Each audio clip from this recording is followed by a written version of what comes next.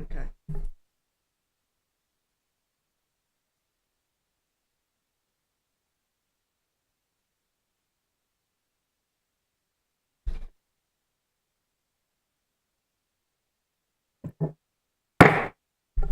Meeting of the Finance Standing Committee is called to order at 10:10 a.m. on May 7th, 2025. For anybody who was sitting around eagerly awaiting for us to start at 9:30, we were all over supporting our wonderful arts institution, Maryland Hall. So I think it's as good a reason as any to start late. Is there a motion to approve let's start with the roll call. Sorry. Alderwoman Finlayson, Present. Alderwoman O'Neill, Present. Alderman Huntley, present. Is there a motion to approve the agenda as written? Move approval of the agenda as written. Second. All those in favor say aye. Aye. Is there a motion to approve the meeting minutes from May 5th, 2025? Move approval of the minutes from May 5th. Second. All those in favor say aye. Aye. All right, moving on. Great. So we I think, have one item on the agenda today, although I'm sure Ms. Jackson will tell me if I'm wrong. But we are we're deliberating over the budget. So we're going to start this, we're going to go in the order of our budget book, but ultimately we're really getting together the committee's recommendations for the Finance Committee report. And so that's, a little bit different order. But we're going to start with City Council and Office of the Mayor, talk a little bit about each one of the amendments that we're considering, and just kind of move through those as they go. So I kind of want to start with something that I think is easy, but who knows? I'd like to bring forward an amendment that moves the lobbyist funds, both state and federal, which we're not, we know the state one was included in FY25 but not actually hired for, from the city manager's office to the mayor's office. And I'd be interested to hear my colleagues' thoughts on this. I've spoken with both the city manager's office and the mayor's office about it, and they say won't make a whole lot of difference because they're both going to work with it either way. But I think, lobbying is always going to be an inherently political function, and we want our city manager to stay apolitical. So that's the biggest logic behind that. I'd be interested to hear my colleagues' thoughts on it. Well, I'll respond. Mr. Chair, I would oppose that amendment. Over the years, we have had lobbyists, and by nature, you're correct, they are political beings, but they're not partisan beings. Sure. And while the mayor's office is very political, no matter what the role, our lobbyists need to be pretty neutral, regardless of who's sitting in that seat. We don't want the direction of the city to go based on an 8-year stint. And so the city manager is the mainstay, is the neutral party throughout. The federal lobbyists currently answer to the city manager, I believe. That's true. And we have had no issues or objections to how they work for us. And so the state lobbyists would be the exact same. I know that this administration feels that, the position hasn't been filled because I believe they didn't think there was a need for it. And while our mayor has done a good job lobbying, it's not his full-time job. He's got many, many, many, many other things that are pulling at him at the same time. And as you've said a number of times, there are things that we've been missing out on. Yeah. As far as local, state, and county funding issues. And so I think it should not be in the hands of the elected officials, but should rather be in the hands of a permanent, nonpartisan representative of the city. Well, not exactly permanent, but I take your point. Well, it is permanent. Well, I know what you mean. As any position is. Yeah, right. Alderwoman O'Neill, you had any thoughts on this one? Well, first of all, frustrated that it wasn't hired last after we budgeted for it. So whatever reasoning that it wasn't hired needs to be discussed. I would go either way to whether we the mayor's office. So that was kind of I'm on the fence. Okay. Needing to. Well, we've heard a for and an against and an on the fence. So I don't know if that means it is an easy one or a hard one, but I think we might just have to see how the chips shake out on that rather than spend a bunch of additional time on it. Well, so Mr. Chair, are you going to put forward that amendment as an individual amendment and let the entire council weigh in on it? Yeah, I think that's the most appropriate approach if we don't have a clear consensus here on the committee. So let's keep moving. I think that was the only, that was one of the relatively few I had in the mayor's office. So I'd open it up to either of you if you want to jump in with things in the mayor's office. Well, I will jump Alderwoman Finlayson. Yeah. jump in if you don't mind, because it parallels with the previous discussion. And my amendment is to move the city attorney out from under the mayor and having he or she, him or her, answer to the city manager. And for the same argument I just made for the lobbyist, we have seen as a council, our city attorney answers to the mayor, and the mayor makes decisions that the law department follows because that's their line of authority. The city attorney should be just that. The city attorney who represents all 9 of us and all 40,000 of our constituents. And again, depending upon who's sitting in the seat of the mayor, the direction could very well change. Now, we recognize that the position could be not eliminated, but the person in it could, because they would work at the pleasure of the mayor. Do we really want our city attorney working at the pleasure of the mayor? Or do we want him, in this case, to work at the pleasure of the city constituents? Well, definitely the city constituents, but I think the question is, who's more responsive to the constituents? Is it the mayor or is it the city manager? In my mind, it's certainly the mayor who is actually elected. Well, but I contend that it's us, not just the mayor. Well, I'm all over the idea that they should report to the council, but I don't think that's on the table. But the city manager does report to us, and that's our line of authority. So if there is an issue, it goes through the city manager, a neutral party. Okay, and we could cite some examples where, the city attorney has been directed to do things that we have not been in agreement with. We haven't even been consulted about.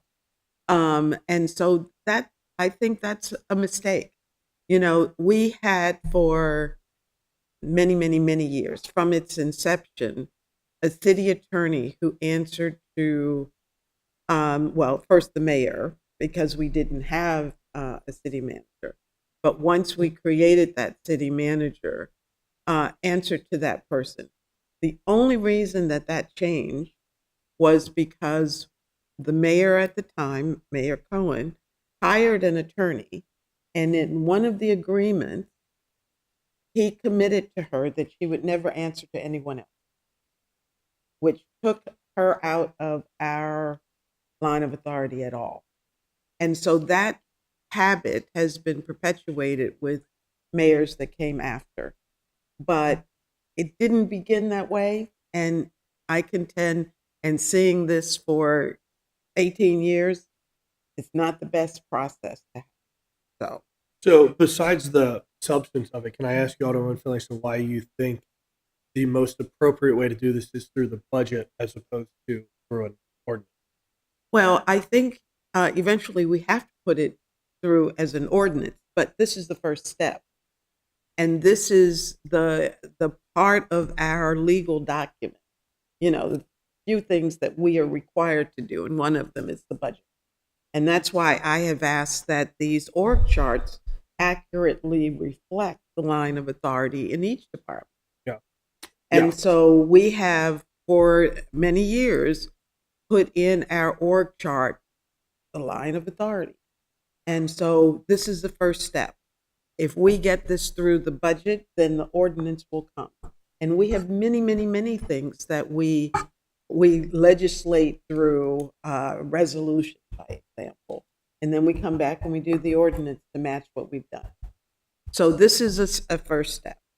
Yeah, I think I don't agree that this should be the first step. I think just like with the harbor master's office, where I was relatively agnostic on the substance of it, but I felt very strongly that it was wrong to put that in the budget book without having made the ordinance. So I would apply the same principle here, that what's in the budget book to reflect the code. And if we wanted to have a debate about this in the code and ordinance, then we should do that separately because it deserves its own discussion. It's a big Well, change. I contend you're going to open up a big can of worms because we're going to ask this question about everything. And there is much in this budget that's not in code. Well, sure, if it's No. not in code, then we could change it in the budget. But the city attorney reporting to the mayor is in code. I'm pretty sure. And this does not negate the code. Right? Okay, so this can take place with a follow-up, but you have your decision about that. So I would like to hear from Alderwoman O'Neill to see if there is an interest. I'm going to propose the amendment. Alderwoman O'Neill, you want to weigh in before we move on? I actually would support moving the city attorney to office. I do agree that there's been many times when it felt like decisions were without the council. I would hope taking it less political, because it is, by moving. So I support making the ordinance. So I would make that motion that we put forward as a amendment from the Finance Committee with a 2-to-1 vote. Well, hold on. I mean, so okay, there's a motion. Is there a second to it? Second. Okay. What I just heard, so now we're debating the motion. What I just heard from Alderwoman O'Neill was that you felt like we should make the ordinance first. Did I misunderstand? I believe that we can make the motion to move it in the budget along with Go. I believe that we can make it, have the amendment move that, because budget wise it does move. Sure. Mhm. But because they have, Right. You mean it doesn't do, it's not, it doesn't change any numbers. Right. City manager line item. It just changes. I think that we can make it during budget the change with a supporting. Could we I mean, we can request an ordinance change while we're doing this. sure. That's what the mayor's office did with the harbor master, right? We're going to look at that on Monday. Okay, so we can make that gesture so that so it's not conflicting. And I'll be glad to take the lead on writing that ordinance or Okay. getting that ordinance written. Karma, move your mic closer, please. Julie can't hear I will talk into it like this. Yeah, I'll just That's much better. I'll just make one last pitch that I think the city attorney is going to be political, and I don't think a good solution. I'm very opposed to the idea that what we should do in inherently political positions is pretend like they're not political. Whether that is a lobbyist, whether it is city attorney, whether it is this idea of taking people's parties off of the ballot. Politics is policy, and it's hard to separate the two. And I don't think we should pretend like something that is always going to be political is not. And I think we want to insulate our city manager, who we want to not be political, from that. So that's my last plea, but happy to vote on it at this point, if you all, since there is a motion on the floor. So to be clear, motion on the floor is to change the organizational chart to put the city attorney, who currently reports to the mayor, and in fact the whole office of law, into reporting to the city manager. So I think what we would have is would be in this city manager box, it would be an additional bullet as opposed to being a whole new box like all the departments. So motion's on the floor. We've had discussion. There's been a second. We can vote on it. All those in favor of the motion to, in the budget, move the Office of Law, really it's more than just the city attorney, it's the whole Office of Law, under the city manager, say Aye. aye. Oh, no, sorry. Change my vote. Nay. He voted for it. I've been doing so many of those of the approving the budget, the amendments. Gosh. So, okay. All those opposed say nay. Nay. So vote is 2-1. Motion carries. Mr. Chair, I'm going to make a point, even though I don't want to debate it and I don't want to amend it. But there are other departments that are in that line that really should be city-directed departments, not mayoral-directed departments, such as communication should be a citywide function, not just out of the mayor's office. But that's an argument for another day. Yeah, I think I would disagree with you. But yes, again, like you said, argument for another day. Experience will teach you differently. I guarantee you that. Alderman Huntley, can I just Yes. add that if you do change the Office of Law, also the Board of Elections would have to follow with that. Mhm. So just Yeah, city clerk's office. Yeah, all of it has to get moved. That's Correct. a huge change that we have not, in my mind, had anywhere near adequate debate on. But the motion already carried. Okay, one other thing I wanted to talk about in the office of the mayor is the constituent services for equity. This is not a whole lot of money, but it's a position that's currently open. And I think that in the interest of probably wanting to find funds for other things in other places and also not wanting to spend money if we don't need to, because the position's open, I would make a motion that that position be removed. May I ask a question? Yeah, absolutely. Well, I'm making a motion. We should probably get a second on it. Second.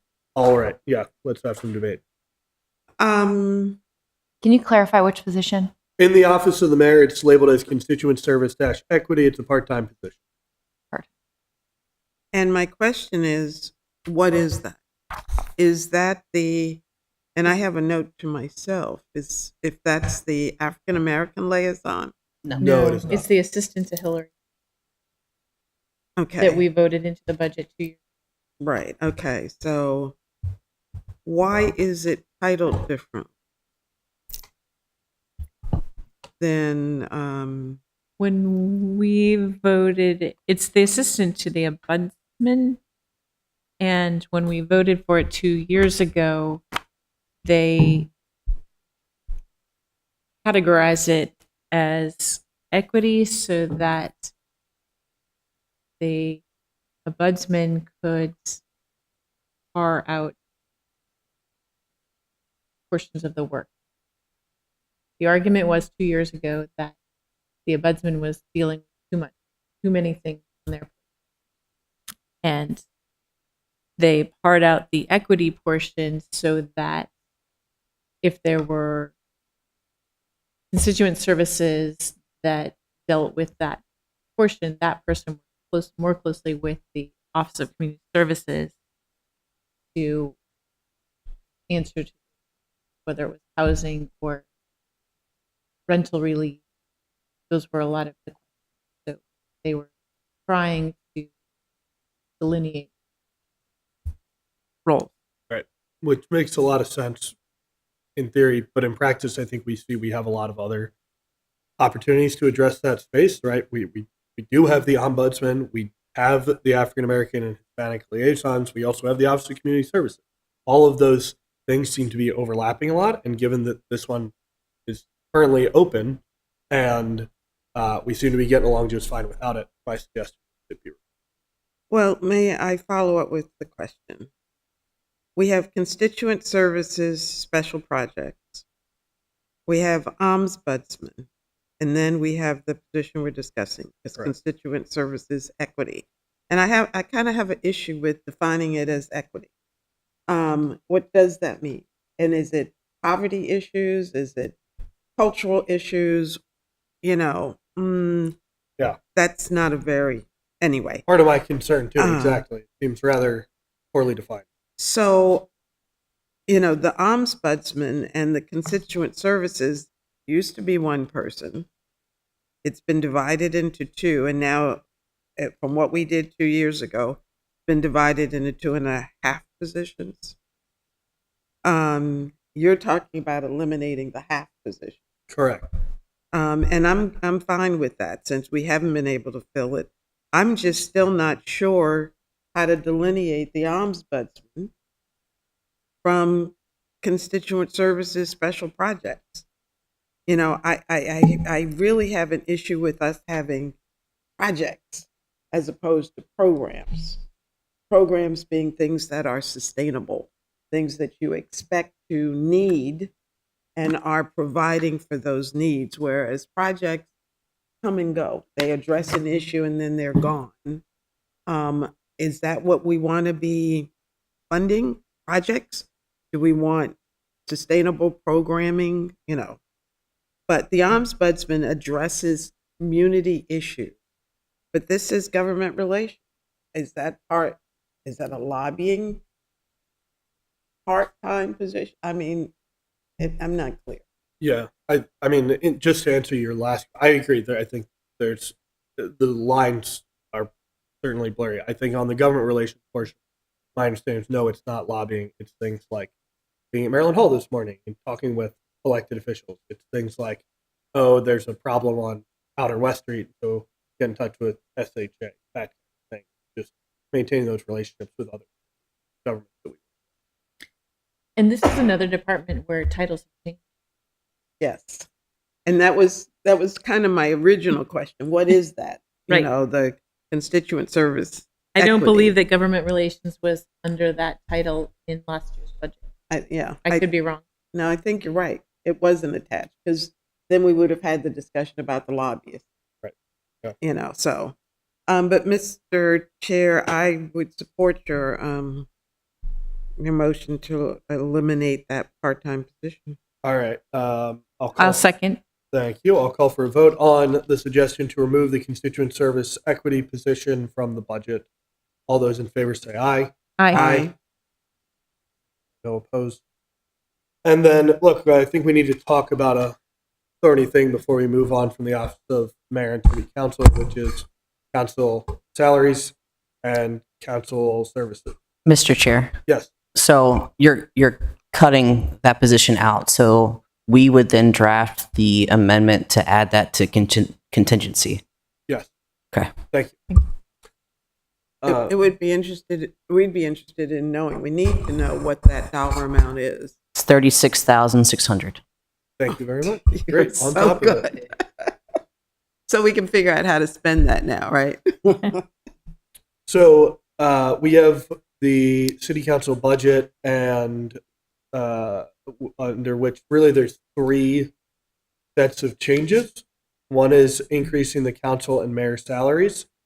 One, well, actually, I guess no, it's not the mayor, but the council salaries. And then the other is adding cell phones. Yeah, that would be why contractual services increases, and then supplies and other is bumping up our supply budget from 2,000 to 3,000 a year. It does include the I can't imagine it does. If it was previously 174 or 180, the mayor's making 90, that can't include the mayor. Yeah, Well, 'cause it's his for mayor the right first here. year. No, I'm sorry. I'm looking down here where it says city council budget summary. No. Right, but if it doesn't, it should because it's included in. But does the mayor's, but did the recommendation from the committee, I thought it was only to increase the mayor's salary by 2,000?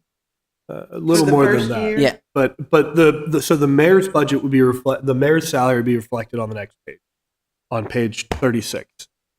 And I mean, we have to pass an ordinance to change it, but I don't think that's a big difference. It's not a big change.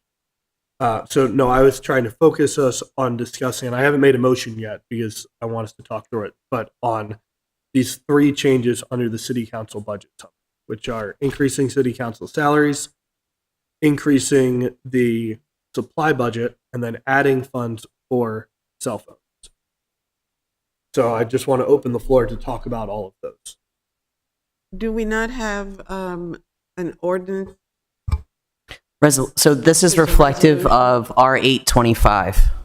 Which is the committee's recommendation? Yes, ma'am. And are those recommendations included in the mayor's budget already? Yes, ma'am. Okay, so everything is included, well, not the cell phone, It- but everything else is included, right? so Didn't they bump there's- up the, Sorry, I didn't want to cut you off. no, that's okay. Didn't they bump up the supplies and? Correct. So there's an increase in salaries. There's funding for cell phones. There's an increase to $3,000 per alder person. That's reflective. Okay, so those things are already included. Right, those are in the budget. And so the question is, do we want to keep them? Oh, I'm sorry. My answer is, I think I'm fully supportive of the supplies, right? We have not increased that much, and it just things get more expensive, right? I think we basically MML costs the entire supply budget if we go to. But I've said before that I don't like the idea of increasing the alderman salaries, and I'm skeptical about the need for cell phone. I know that was something that what the commission reviewed, but I'd be just interested to hear each of your thoughts on. All right, Go ahead. go ahead. Okay, so here's my thought. The task force said cell phones, and I love that idea because it would be nice. Most of my constituents, if I am reelected, already have my old cell phone number. So it's not going to be much help. So I'm on the fence on that. Like, My other concern is just to what you're saying.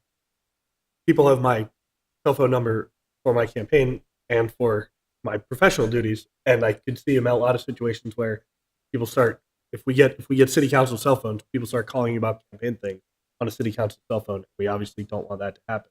Like, that's my hesitation towards spending council. right. And the other part of that I'll add to that in my hesitation is that if we have city cell phones, that becomes public information access.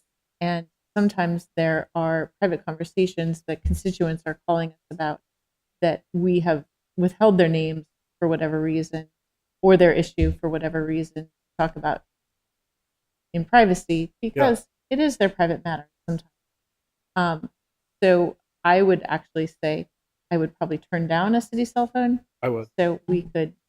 Do we know what that total cost is if 8 people were given a city cell phone? 4,800. 4,800. Mhm. Thank you. And then as far as the supply, I agree with the supply.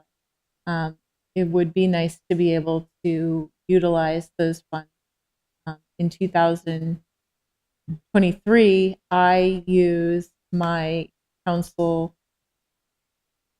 supply fund for to pay a portion of my trip to the Netherlands, and the rest of it was private. I did not use any other city funds other than those, which took me took away the possibility of me going to MML. So having additional resources for doing things like traveling to Baltimore and checking out public housing opportunities, or traveling to other places, checking out public housing would be beneficial. So I agree with the increase in that. As far as the salary increase, as a person who works full time and has to often balance, I did not take the job for the salary. In fact, people laugh when I said that I didn't even know it was a paid position. I thought it just reimbursed funds when I first came on the council, and I was like, oh, I get a paycheck too. But I do believe that increasing the salary does open it up to other people having an interest in running that wouldn't have to step away from their work to run to make $18,000 a year. It is more than a part-time job.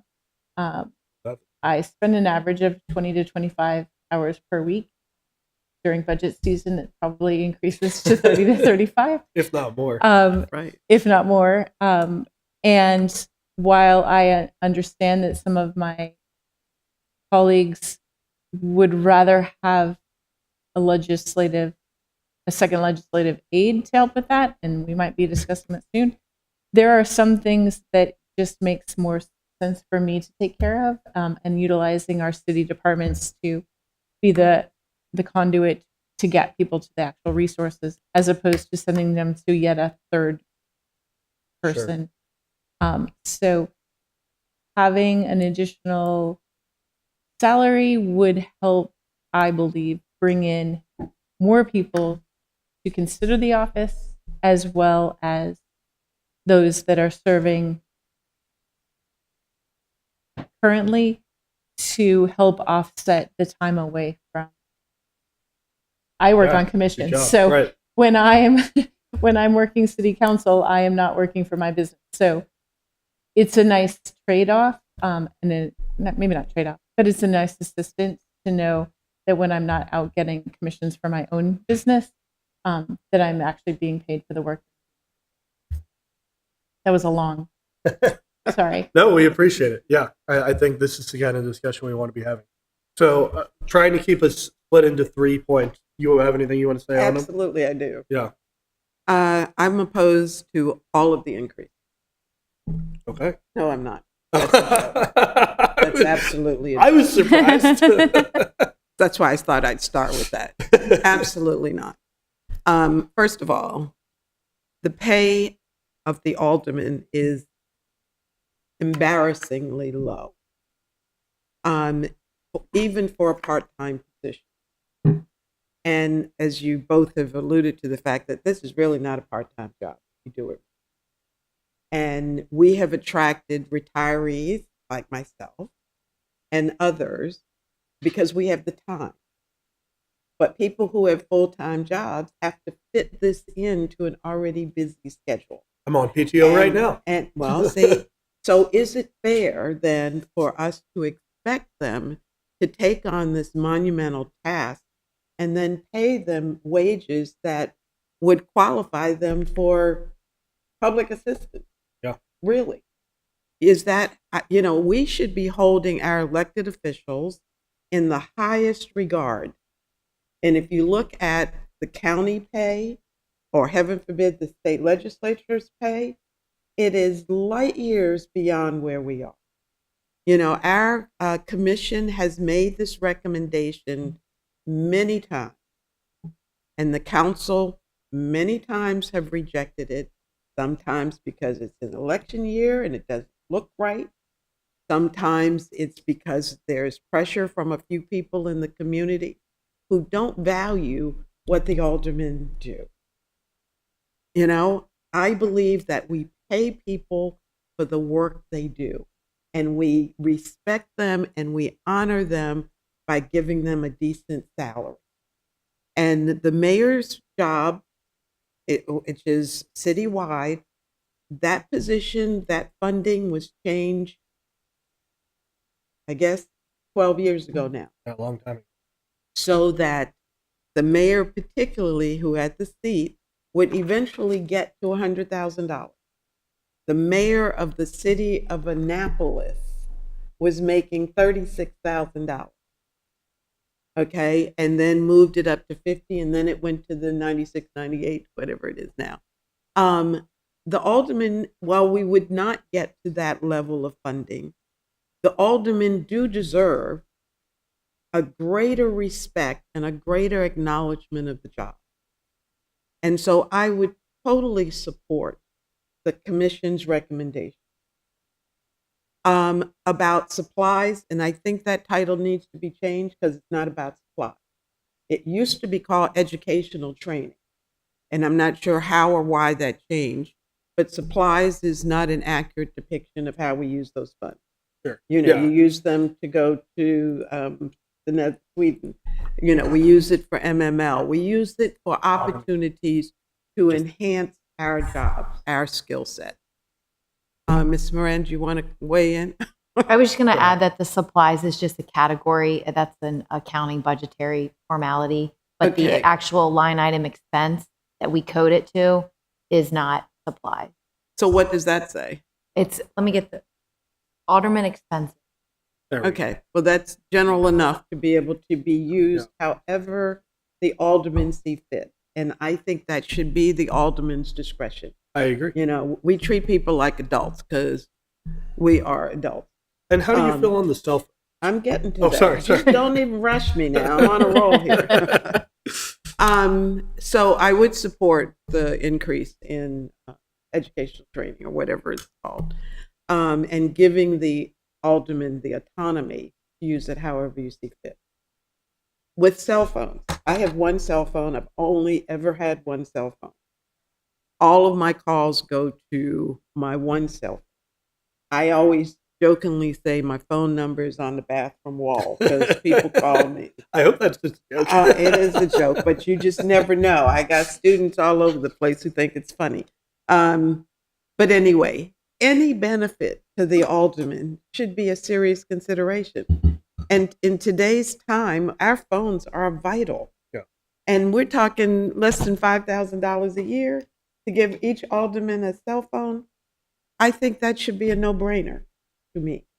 So, you know, I would totally support all three of those items coming out of the commission's recommendation. So I think we're just about ready to move to a vote on it, but let me throw out an idea on the cell phone because I see the value of it for folks who want it, and we certainly wouldn't want a situation where somebody doesn't become alderman because they're worried about paying their cell phone bill. But And that happened. I know. But I also think I feel this way. We heard from Alderwoman O'Neill. She feels this way that we wouldn't want it. And so my suggestion is, what if we just cut that in half to reflect that most aldermen probably are not going to want it? And then if there are those who do, they can still get it. How do you feel about it? Well, I think that creates a have or have not situation. I can afford my cell phone. Yeah. But you might not be able to. But you may not want everybody here to know that you really can't afford your cell phone. And we have had members, colleagues who struggled with paying their cell phone bill. And so why delineate it? Why, you know, if we're going to offer it, you offer it to everybody. Everybody doesn't have to take it. And if you don't want it, the benefit, so be it. But don't highlight those people that Sure. need it. Sure. And I mean, Over it's just those like people getting who lunch, don't. right? Get lunch at school. You want to let everybody get lunch rather than say, oh, the poor kids. Yeah, totally. Right. I hear you. Or you have to have something special to pass to the lady in the lunch line. And Yeah. you stand out because you got the special card.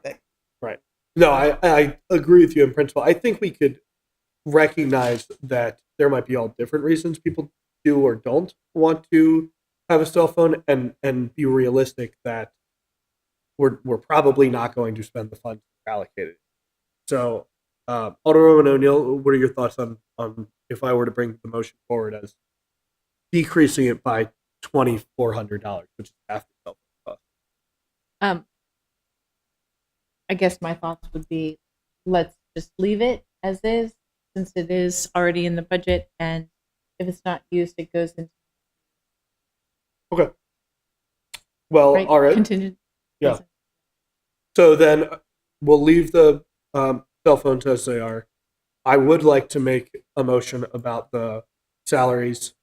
And I guess we're leaving supplies as they are, so nothing really to change on that. But I would like to have us vote on the salaries. Well, we don't. Mr. Chair, I'll make a motion that we support the commission's recommendations for the salary increase, the supply increase, and the cell phone. Okay. Is there a second to that? Second. All right. All those in favor? Aye. Aye. All those opposed? Nay. Now, Mr. Chair, do know, since this is in the budget, the only benefit of that vote is when that ordinance or resolution comes before the council. Right. And we can say the finance committee has taken a position on the commission's recommendation. Sure. Yep. I hear what you. Anything else in city council and office of the mayor that we want to go over before we move on? Hang on one second. Yep. Take your time.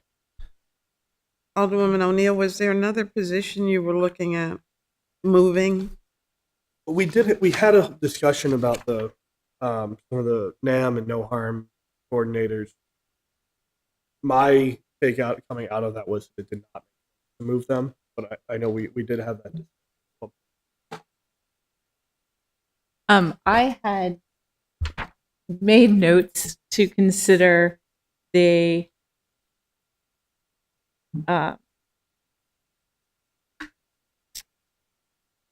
Hispanic Community Programs Administrator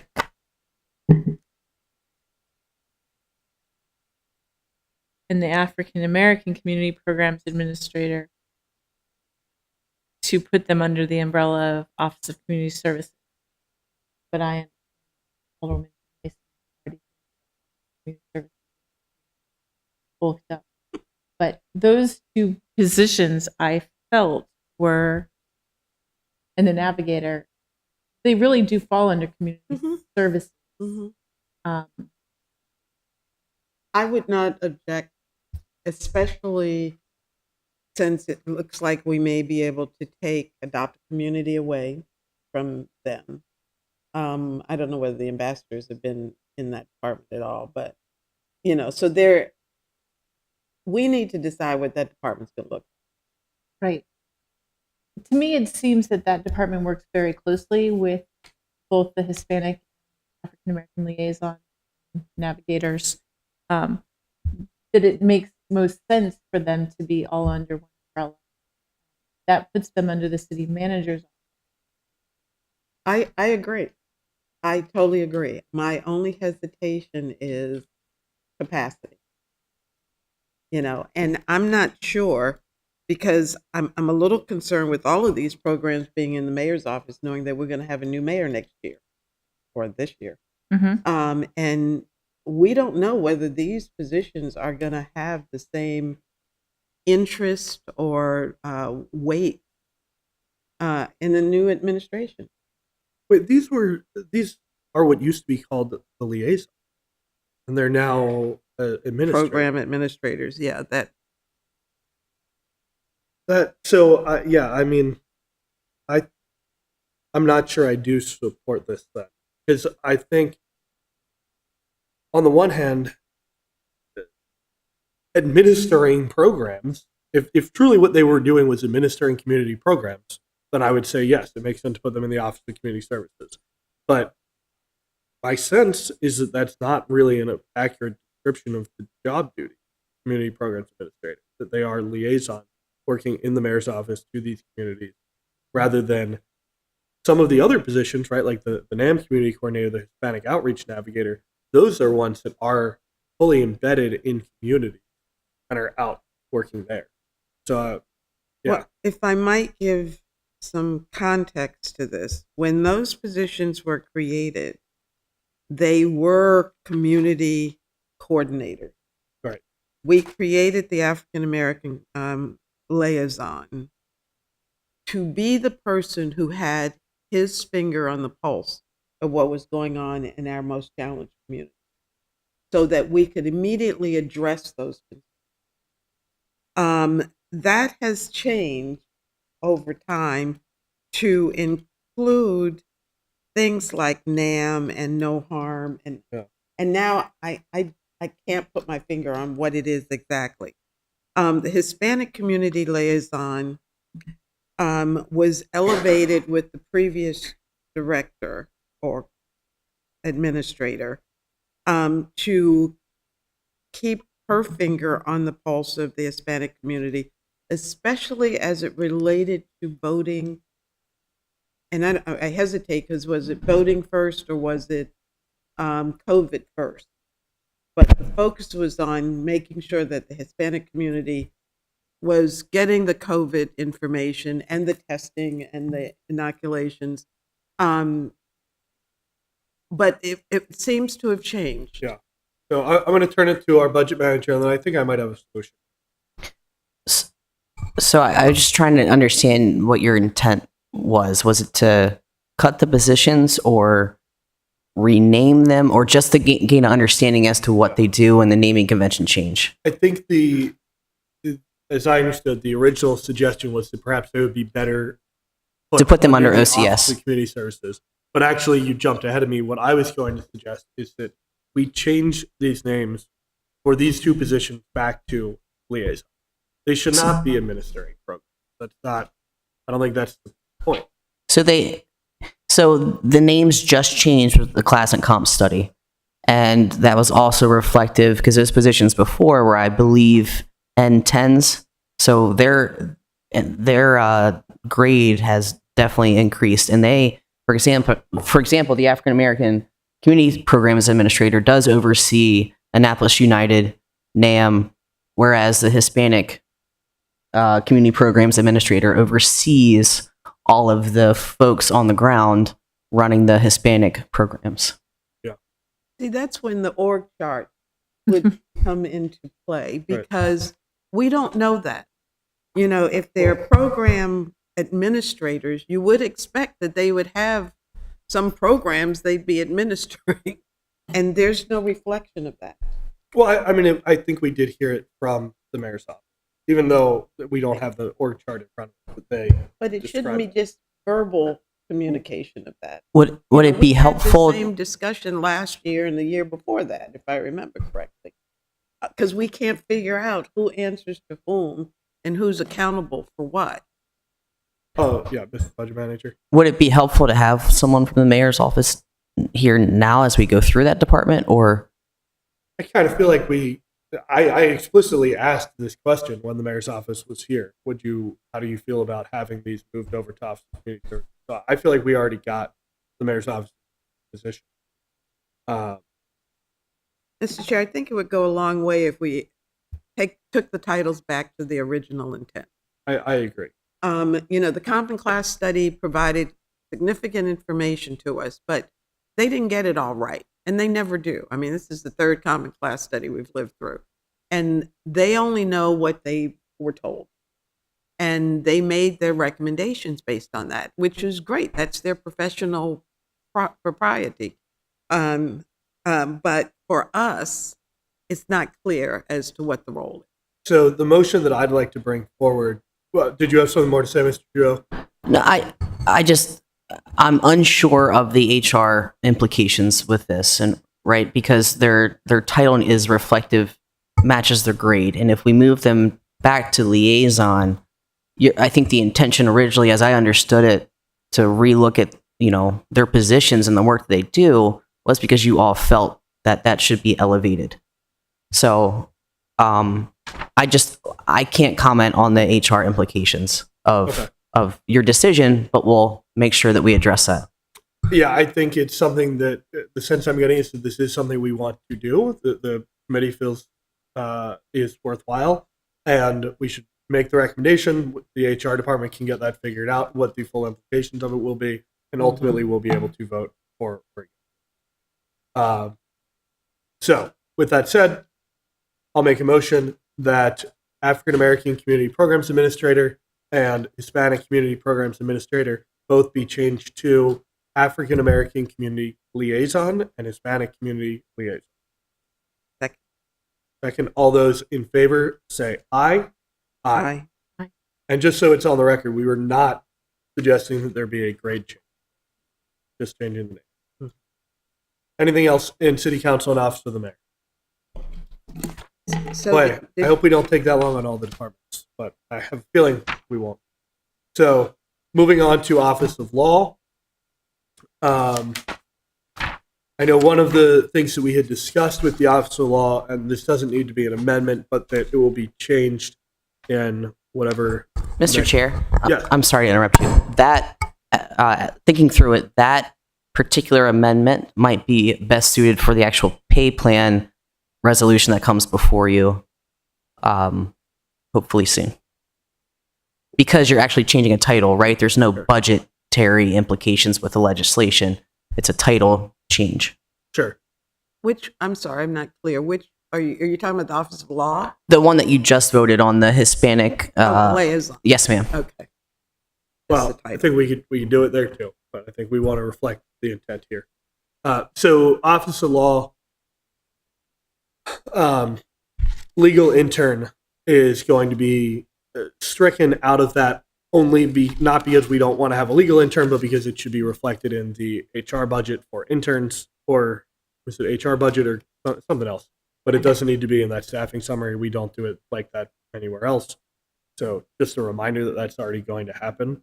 I did not have any amendments to the Office of Law, but I'd open the floor for either of my colleagues if they do. Do we need to do a amendment for that? That we're just striking that? The Legal We- interns. I think not, because I think it's a purely administrative thing, right? We don't do that for any of the other departments. We don't list their interns, and so I think it's just a matter of making sure it reflects how we do things.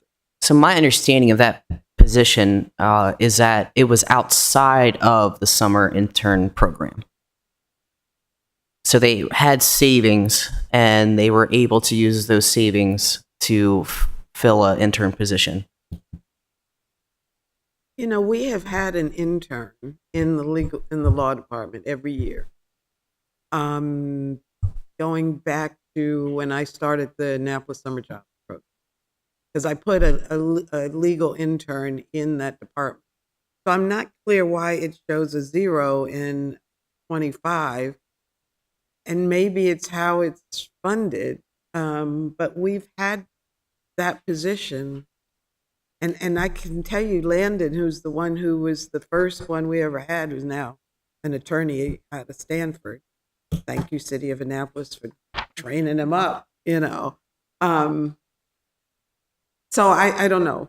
But and Mr. Lyles did speak to this when he was questioned here. But Yeah. I thought it was a change that we were changing to the staffing summary because I have marked down that it's 2 and it changes the totals from 11. No? I have the number changed to 12. Because we were also adding a second city council. Right. So yeah, one of the things was that we heard from Mr. Lyles. Yes, there has been a legal intern. So either the intern should not be reflected on the staffing summary, or it should be reflected on there and it should say that FY25 had. I think that's a better. Sorry, we're FY25 shows 1. Okay. And if your intention is to keep it in 26, Yeah. that would He be told the. us 2. So I have 2 written. okay, so I need to figure out if he is intending to then also keep one outside of the summer program, and then as well as utilize the So- summer program as well. Let me ask my colleagues, are we okay with the way that the Office of Law is currently running its legal intern program? Or do we want to make changes to Is it? it? It's illegal. He explained that the positions are outside of the normal, not normal, from the summer intern program that operates out of HR. He does not utilize. He utilizes contacts within the law community to get those interns. He has them paid out in their budget. He said it was approximately, tell you, wrote it down somewhere. And that's because he's allowed to pay them different, right? Right. Because the ones out of HR make $15 17, an yeah. hour or something like that. What I'm trying to get at here is if we are in agreement that we don't want to change the way that it currently operates, then we could not spend a bunch of time discussing this. We could direct our budget manager to make sure that what is in the book is just accurately reflective of the current practices, and we don't need to make an amendment because we're not trying to change. Correct. So, I would Okay. agree. We Great. don't need to change anything. And he has autonomy to do this. It's Yeah. his department. So for us to make this change, I don't think would be So I would appropriate. leave them in there. Just make sure that it's reflective of how many he has. so That that's it's coming out of his budget. Yep, that's great with me. So, just so we're clear, Ms. Jackson, the directive here is the committee does not want to change anything in FY26, but we want to make sure that what's in the budget book is reflective of how the practices are currently happening. So, I'm just getting that updated. And that Oh. should be for everything, not just this department. Yes, exactly. The other thing that we did discuss is, I'm very, very supportive of the council having some additional support. But I think I'd like to talk about if the appropriate title for that is city council associate. And my suggestion is that we break out the second city council associate to have a more descriptive title that would focus on oversight and execution. So, I haven't come up with exactly what that title is. I know we were talking at one point about putting together a position summary, but maybe we could at least come to an agreement on what the title should be today so we can make that recommendation. It can't be Harry's personal assistant. Boy, I don't think the voters would love that. Just teasing. No, it would have to be Ward 1 personal assistant. Come on, Carl. No. Did we not change this title during the common class discussion? Well, they were going to change it, and we changed it back to city Exactly. council associate. Yeah, well, that was one of the amendments. So Right. my suggestion is that we keep one city council associate, but that the new position we add, which would also be an N10, would instead be called council oversight and execution associate. I wouldn't support that. Council oversight No, well, my and intention. Yeah. execution. What does that mean? The point is that this person would be responsible specifically for doing oversight of the administration and ensuring that when we pass resolutions, when we pass ordinances, that they actually get implemented. That would be the focus of this. Well, we have a council associate now who could be doing a litany of things. We have, and I haven't done the job description. I have the information, and I will try to get that prepared for tomorrow. But I would hate to separate them out because they could support one another, and to define them without changing the grade or anything. I'm not sure we have enough information to be able to do that. I thought there was going to be an approach to not have a second one and to better utilize the position that we have. But I would not support redefining or to define a new position when we haven't defined the original position thoroughly. Yeah, I might disagree that we haven't defined the current one very much. I mean it's defined in code, and it's defined. I think you wrote the Well, code, right? Well, the job what was it, the job description? Yes, clearly defines, and I have the notes, and I can send you what they say. And I've asked Ms. Jackson to share with me what her actual responsibilities have been to make sure that it matches with what she was hired to do. Alderwoman O'Neill, you got thoughts on this one?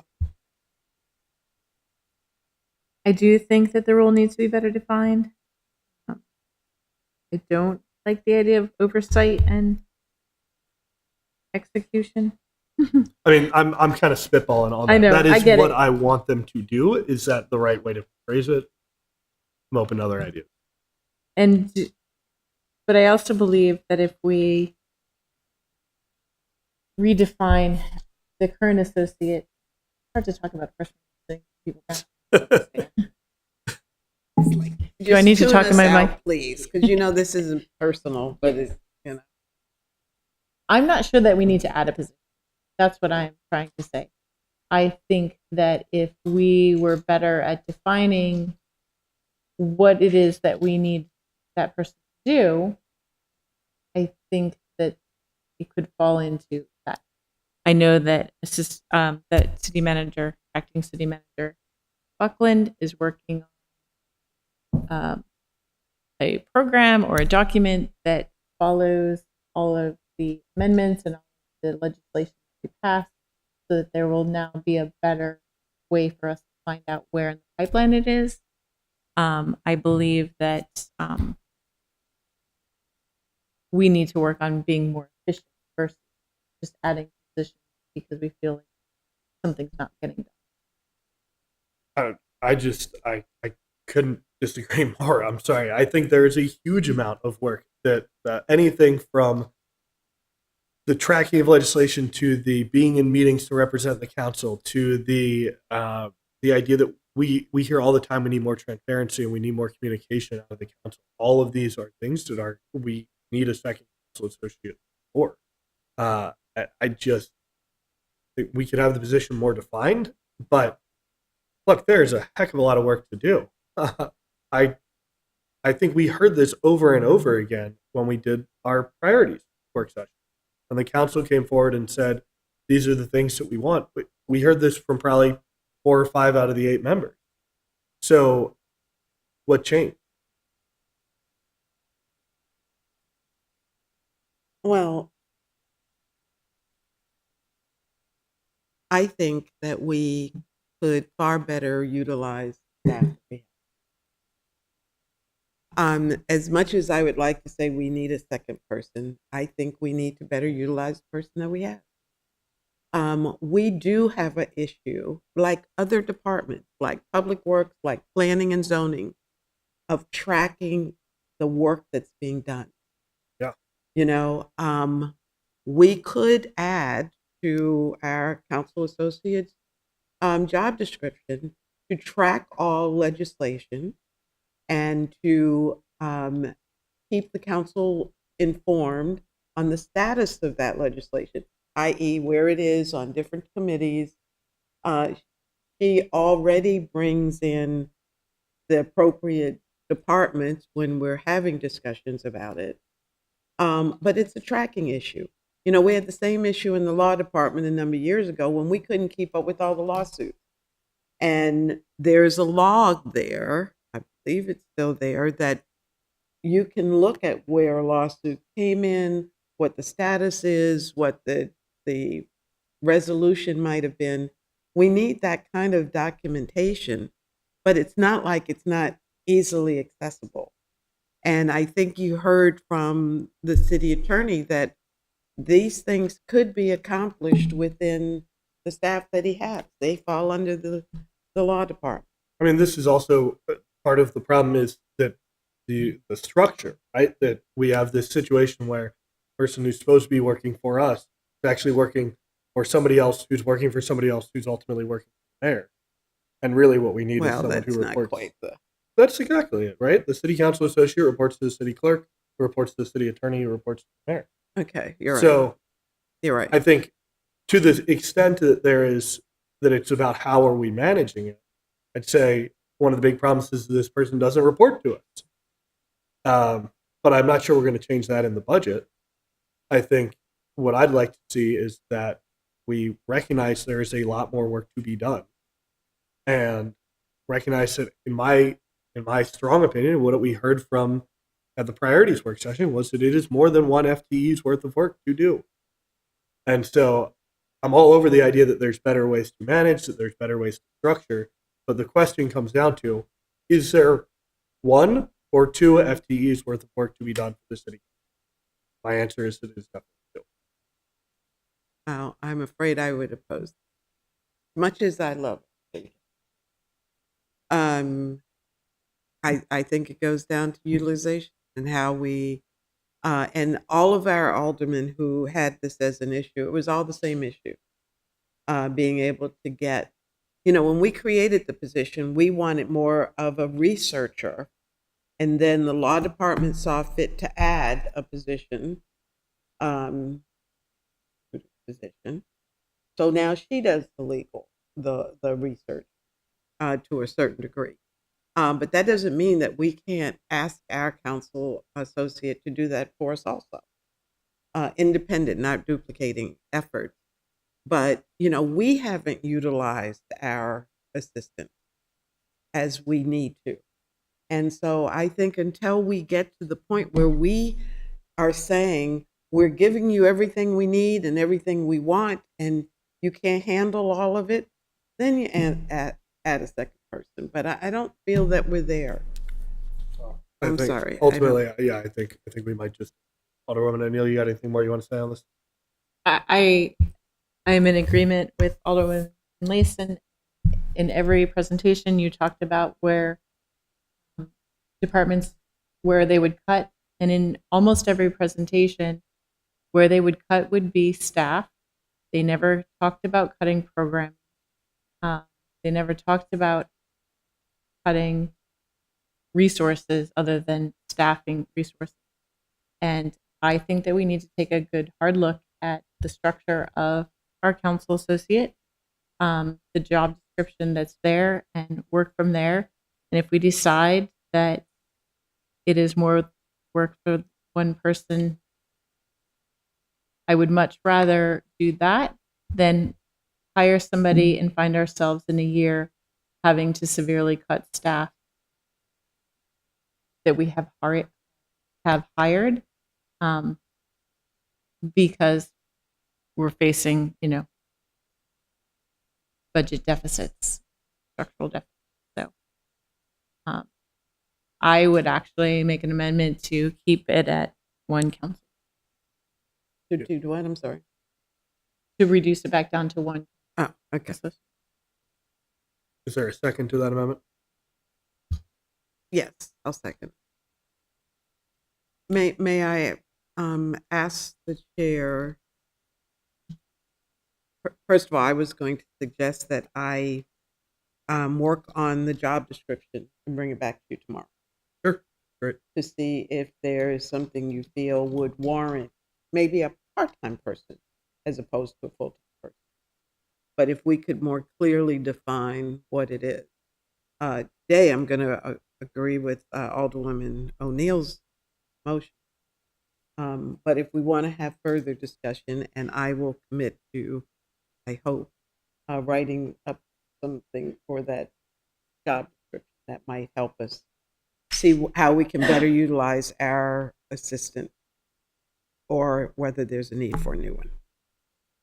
Additional. Well, there's a motion on the floor to amend the budget to remove the second city council associate. All those in favor can say aye.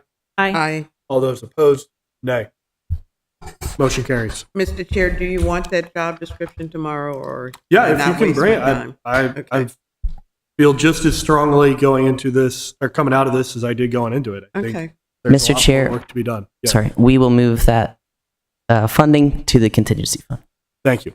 or account. Thank you. Folks, how we feeling? Do we want to take a break now, or do we want to try and get through city manager and then take a break? Let's get through city manager. Okay. That okay with you, Alderwoman Finlayson? I'm good with city manager next. Okay. Well, I could have gone through my lobbyist money earlier here, but we already did that. So, yeah, I'll just open the floor. I think I only have one amendment in this section. So, colleagues, anything you want to bring up? Did you mention something about the lobbyist money? I didn't. Well, we already voted on that under mayor's office. Okay. Then I don't see that I have any other questions or amendments to propose. Hey, you're getting off easy here, Miss City Manager. Okay, Alderwoman O'Neill. Sorry, I was just going to ask a question about the environmental programs manager. I didn't take many notes on it. I know that it was vacant for 25, but we have two. Do we have a job description on that? Yeah, it's posted for hiring now. I can send the job listing to this committee if you're interested. Do you have information on why we need two environmental programs manager? There are a number of different projects and initiatives that are ongoing, and one of the things that has come up is that as some of that stuff gets going, there's work associated with that. The leaf blower ban is a good example, right? We've had a bunch of questions about who's doing, how is enforcement working, who's available, who's tracking that, and right now that work is all additive. We've got a few other things that are being discussed. So that second position, and there are some additional efforts that are underway around completing the greenhouse gas emissions. I don't know why am I blanking on the word. The assessment. Inventory, right? Inventory. Thank you. I don't know why inventory went out of my brain. But there's a bunch of work that flows out of some of that kind of stuff. So having the capacity then to continue the current efforts, address some of the other things that have come onto their plates, and make sure that that stuff really happens well and appropriately. And so there are a number of things, and I can share that job description, which would help. Thank you. Mhm. One amendment that I'd like to bring forward, and I'll be interested to see if there's a second on this. I don't think we need to spend another $105,000 on the leaf blower program, right? We already put $105,000 into that this year, which we haven't spent. And look, we're already doing the enforcement, right? If people haven't switched over We're by not. now, well, we're not doing any enforcement. to the extent that the law is taking effect, is maybe the better way. So if people haven't switched over by now, I don't think they're going to switch over, and or I don't think this amount of money is going to make a difference. So it frankly just seems like a total waste of money to me to say, look, you're already not allowed to use it, but now we're going to pay you to follow the law. I think that's absurd, and we can definitely find a better use for $100,000. So my amendment is to strike the $105,000 for the leaf blower program. Mr. Chair, as part of the Environmental Matters Committee, we had extensive discussions about the leaf blower program. A large part about the delay in notification and that kind of thing. The $105,000 was to supplement those people who had to change from gas blowers Right. to. But we've already done that in FY25. This is an What? additional $100,000. Well, that was my question. Did we utilize the $105,000 in 2025? We haven't because they don't have a voucher program set up, which is our fault. It has not. The initial conversations had been with the Resilience Authority, and the initial indications had been that they would be able to take that on. That relatively recently, message came back that was not going to work, and so they are exploring alternatives. So you are correct; that has not been spent. So people are holding on to their receipts in hope that their initial investment, they will be able to have a voucher to at least offset the cost. It's not paying for the change. Mm-hmm. So I don't know who the heck is going to make their decision based on this $100,000, right? Who is swayed by this money? Nobody. There are already a bunch of people that are holding off. They're waiting. I talked with, I have a landscaper who comes and does my lawn. And I talked with him. He replaced 2 of his with the idea that the city will then help him with the voucher program. He is holding off, and he asks me every time he comes for the last 3 weeks, that ever since he changed it, when the voucher program is going to be open, because that will offer. It's the difference between him raising his price for his customers, which is a big argument for those that are opposed to the ban, and being able to maintain his pricing because he's been able to offset his initial investment. But So- that is for the money that's already been spent, that's already been appropriated, right? So But he's one person. We Yeah. don't know how many other people are doing that. I Right. only know him personally. And we I don't know think, if anybody needs it. So why are we going to spend $100,000? well, we're not going to spend it if they don't need it, but have it in the budget if it is needed, because the voucher program is up and ready, and we're ready to reimburse those individuals, the companies, and we talked about individuals, for their expense to change it. If we actually had the voucher program open, I would guess that we'd be running out of money. But people are like, I'm not going to change until the voucher program, because it's a cost that I can't. It's inexcusable that the program is not. You're correct. And And- we have asked this question in our committee meetings every month. We have 105,000. I'm comfortable with not adding a new 105. Right. And they could always come back to us if they feel that there is a shortage. But how long is it going to take to get this program up and running? It should have been up and running when the deadline hit. When was that, in February or Mark? Ms. Moran? Can I just add that the appropriations will lapse on June 30th? So whatever of the 100 that was not used in the current fiscal year will not be available to use without an amendment after the fact. So if you did want to be able to spend that in FY26, the money still does have to be appropriated in the 26 budget. But yeah, So it's in the budget for 26 Yes, as a one-time. as a one-time. Mhm.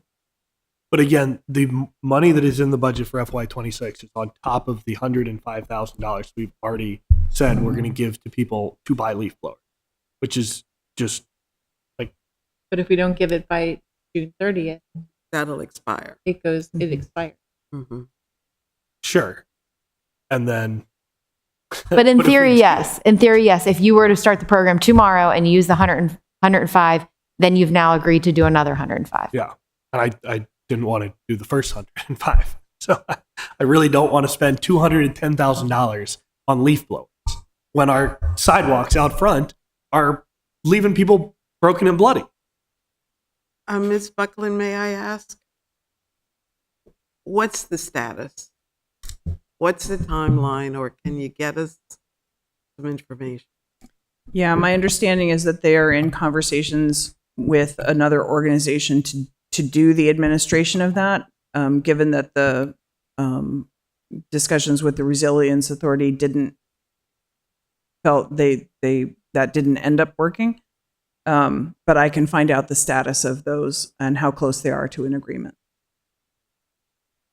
Mr. Chair, I agree with you. I hate the idea that we've implemented a program that we haven't defined yet, really. And I'd hate to put more money there because they haven't used what they have. Exactly. My concern is that all of a sudden they may use it and then our businesses can't access the help that they need. So I don't know how to. Well, I think if know that's how the to say concern, just like what happened the first time and what happens regularly, is that the deputy city manager would come back to us and say, "Hey, that money's been spent. Let's do a supplemental appropriation." And what we're going to do with this, I think, is correct me if I'm wrong. We can't put this fund into capital, right? Capital improvements, because it is one-time money. Correct. Okay, yeah. So it would go back to the one-time Mhm. to the contingency fund. And ultimately, if there's actually a need, which I'm skeptical about, but if there is, the deputy city manager can come back to us and say, we want I suppose it'd be a supplemental Mhm. appropriation. So, motion on the floor is to remove the $105,000 from FY26, leave alone the money that's in FY25. And did I already get a second for this? I don't remember. I'll second it. Okay. Is there any further discussion on it? Just the caveat that if they run out of money, they can come back to us, and we're totally aware of their need, and we'll request that supplemental appropriation. All right. All those in favor of the amendment to remove $105,000 for Leaf Borough program in FY26 say aye. Aye. All those opposed? Nay. All right. Motion carries. Is that all we have for city manager's office?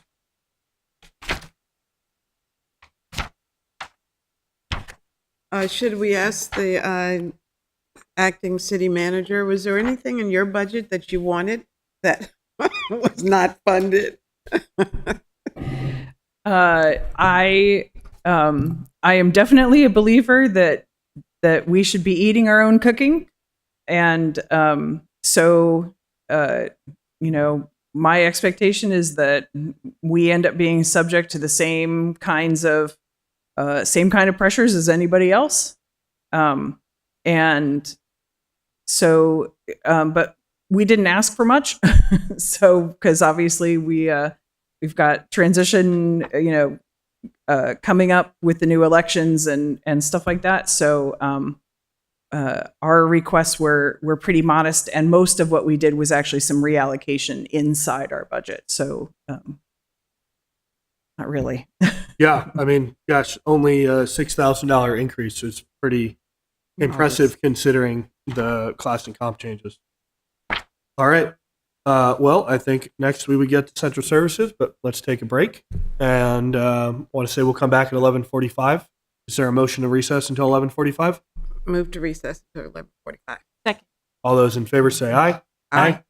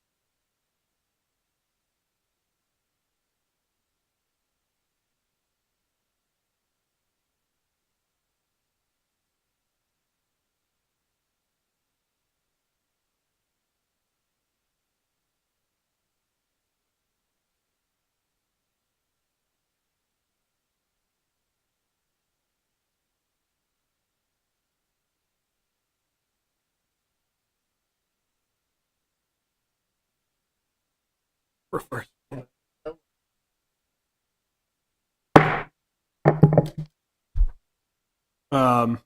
Finance committee meeting is called back to order at 11:46 a.m. on May 7th. All right, we're moving on to the Central Services Department and discussing any potential changes there. I think because this is such a new department, I think we maybe don't have quite so many changes. I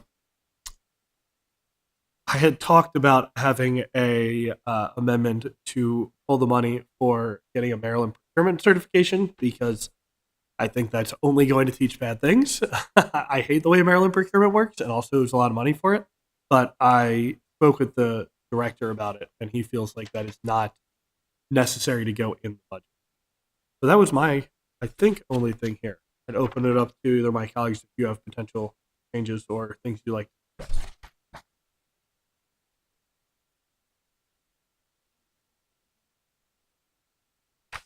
Yeah, go ahead. My one question was, and maybe it's not a budget question, but they're moving the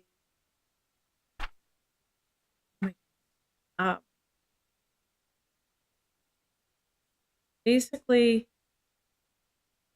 it's Eric's position, moving it into central service, and it's a contract, the City Hall concept.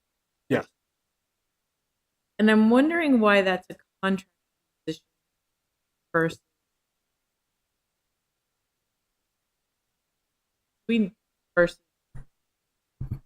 service. I don't believe it's full time. And that's why it's Yeah. thank you. Which is a person that's been here for a long, long time. Yeah. To Yeah. speak to a person, the person that's been working for City Hall for a long time as a contractor. Yeah. Correct. Working under the security contract, right? Didn't work for the city directly. But yeah, I mean, all of the part-time positions, all civil service positions are full-time positions. Okay. That's the reason that I'm. Okay. And moving to City Hall concierge, because that is a new position, doesn't change the fact that it's part-time. Thank you. That was Sure. I know we had a lot of back and forth about this $500,000 funding to advance capital projects. I feel like we have resolved that. I'm comfortable with it being described as funding to advance capital projects. Of course, we know it's going to get changed on the page 15 to reflect that, because that is how it should be referred to as. But I just want to make sure everyone else is satisfied with how that's saying. Mr. Chair, which one are you referring to? I'm The referring- 500? Yes, right here. Okay. And I think not to be confused, because I was confused with 500,000 in one-time fund for the mayor's office project. Right. Well, so those are one and the same. The description of it as for mayor's initiatives was incorrect and is going to be updated in the budget book. That was just So does that mean, and I'll ask Mr. Trudeau, does that mean that there's an additional 500,000, or was it not counted? Nope. That 500,000 is in central services. Okay. Thank you. actually just one more clarification. Yeah, jump on it. On 53 under FY6 contract service breakdown, facility, 15.5 for Cintas, and then under fleet operating contract services, there's uniform supplies. Are they both Cintas, or do we have two different vendors? The 80. I don't know the vendor that they use in fleet ops. I would assume, but I will double check. Thank you. Mhm. Just for uniformity on uniforms, Absolutely. And the new director, might be changing. This was programmed really before he had a chance. He didn't have a chance to have budget input, right? So this was status quo. So he may come here and have some efficiencies, hopefully. Okay. Right? So maybe not list a vendor on the Yeah. page if we're not going to list a vendor.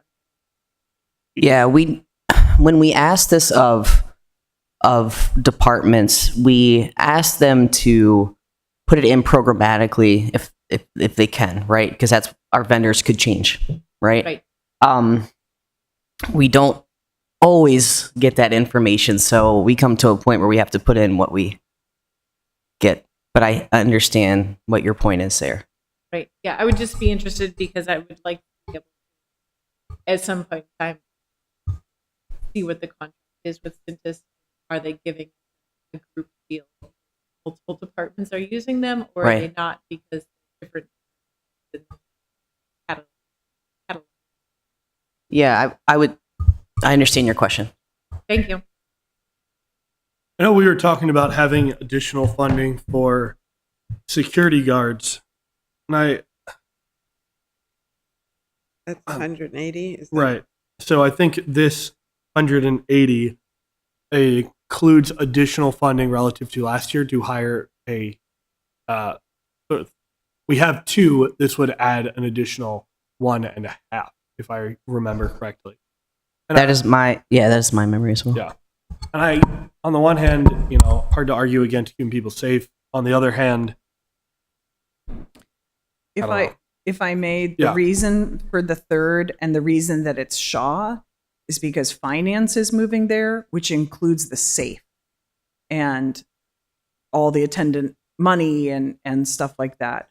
I think that's part of the rationale for that is just because there's assets there. that makes I understand what you're saying there. Could you maybe give some explanation, Ms. Buckland, of why we need security guards in both Gorman Street and City Hall when they're right next to each other?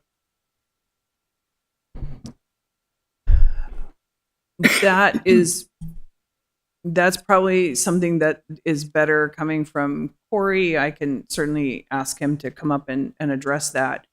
In general, I think that there is a lot of sensitivity to the fact that a lot of governments and jurisdictions are seeing an uptick in various kinds of bad behavior and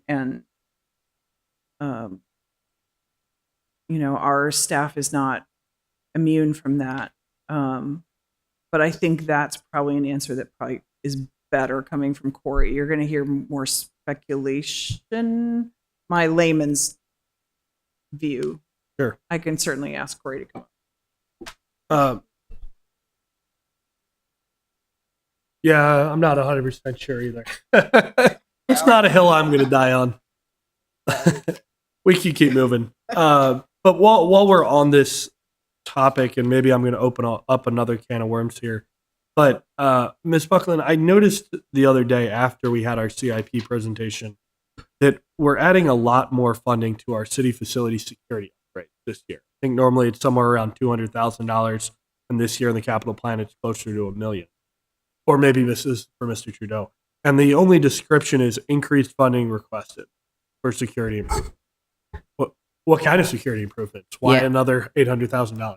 Given the nature of that work, we don't typically comment on it in a public setting, but we could have a closed session if you like, or if you want to talk to the director offline.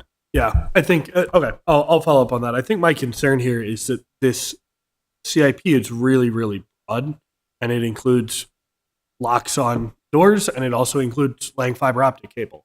And so those are two very different things, and I'd just like to get us to a point where we can understand what it is that we're actually putting money towards, because, that's kind of the basic job of the Finance Committee. All right. Anything else on central services before we move on? Mr. Yeah. So if I could just comment on Alderwoman O'Neill's question, we are using Cintas in Fleet as well. Thank you. Welcome. Mr. Lyles, I see you joined us. Do you have anything to say? No. Just happy to see our smiling faces. Thank you. Appreciate it. All right. Moving on to human resources. So I did have one amendment that could either go here or in IT, and it is, but I'm leaning more towards putting it in integrated tech services. I want a performance metric. Well, you know what? I'm not going to get into it. I'm going to save it for information technology because I'm pretty sure that's where it should go. And if you guys disagree with me, then we can talk about it as part of it. Then. But yeah, I had no changes here. Seemed really straightforward. I don't think they had a lot of changes. So floor's open if anyone wants to bring forward suggestions. I'm good.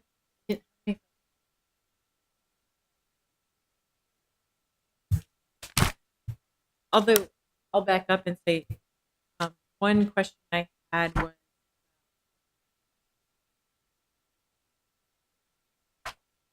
sorry.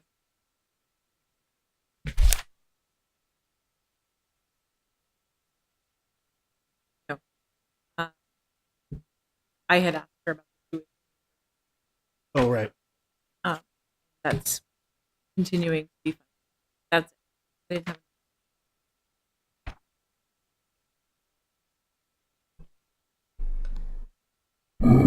Tuition reimbursement. Yeah, it we did. added a line. Yeah, Ms. Buckland. Yeah, and it was something that was discussed. It was communicated that the city was intending to roll out a tuition reimbursement program. I just, in the last couple of weeks, was working with Trisha on the formatting and stuff like that to roll that out. So we are continue to be committed to having that roll out before, during this fiscal year. Obviously later than we would have liked, but that is still moving forward. I thought last year it was negotiated and then we had to fund it. And that's when it got into the budget last year. But then there was a matter of actually developing the parameters for it. Yeah, it's not, I do not believe that it is actually specifically listed within the bargaining agreements because the city was going to roll out a citywide that would apply to everyone. And I think they kind of wanted to see what did that look like, and were there particular pieces then during the next round of negotiations that they might want to address. But I think they wanted to kind of get a look at what was the citywide program first. Mm-hmm. And that would include the non-represented. Correct. It would apply to everybody. Mm-hmm. Okay, thank you. Okay. Anything else on HR before we move on to integrated technology solutions?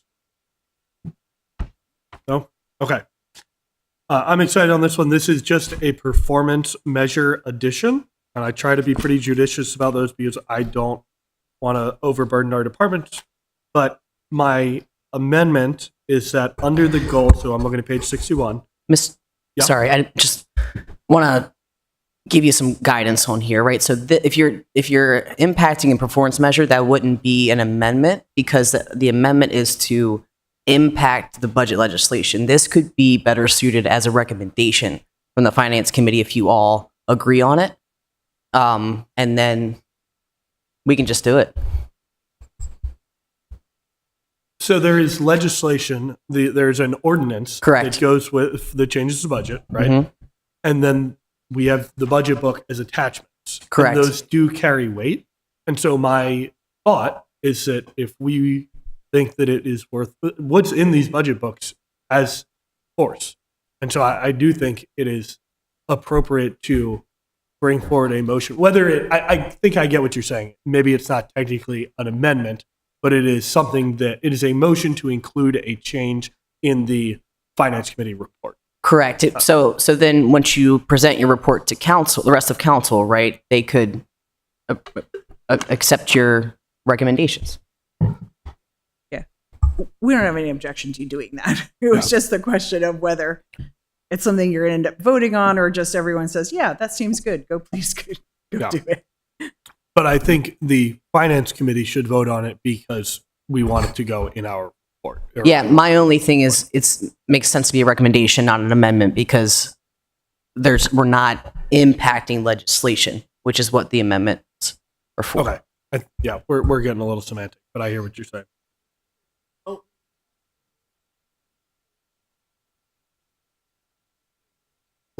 Right. So that might be a Yeah. So what I want to do is talk about it with you guys, make sure we're all on board, and then include it in the finance committee report. So here's what I'm suggesting. On page 61, under the goal, increase productivity in city agencies by reducing manual processes using automation. Initially, I wanted to add a performance measure that was the percentage of city employees using generative artificial intelligence on a weekly basis. But it was suggested to me, I think, in one of the hearings that there are plenty of positions where that doesn't make sense. There are, and also we want to start with sort of making sure that the folks at the top are aware of how to use this so they can best instruct their employees.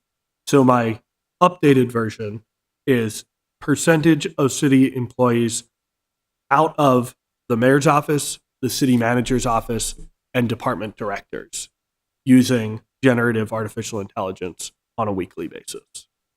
And I would leave it up to the city manager's office and the Office of Integrated Technology Solutions to define what they think the appropriate percentage benchmark is. But I think this is something that, in my opinion, the city has been behind in adopting. And I think this is a good way that we can make it clear that this is a real priority. Because it's right in line with the goal. So that is my motion, is to have this be a recommendation in the finance committee report. Is there a second on that? Sure. The motion is to add as a recommendation, right? We just discussed technically it's not an amendment, but a recommendation within the finance committee report that on page 61 of the budget book, under the goal, increase productivity in city agencies by reducing manual processes using automation, we add a performance measure that states percentage of city employees within the city manager's office, mayor's office, and department directors using generative artificial intelligence on a weekly basis.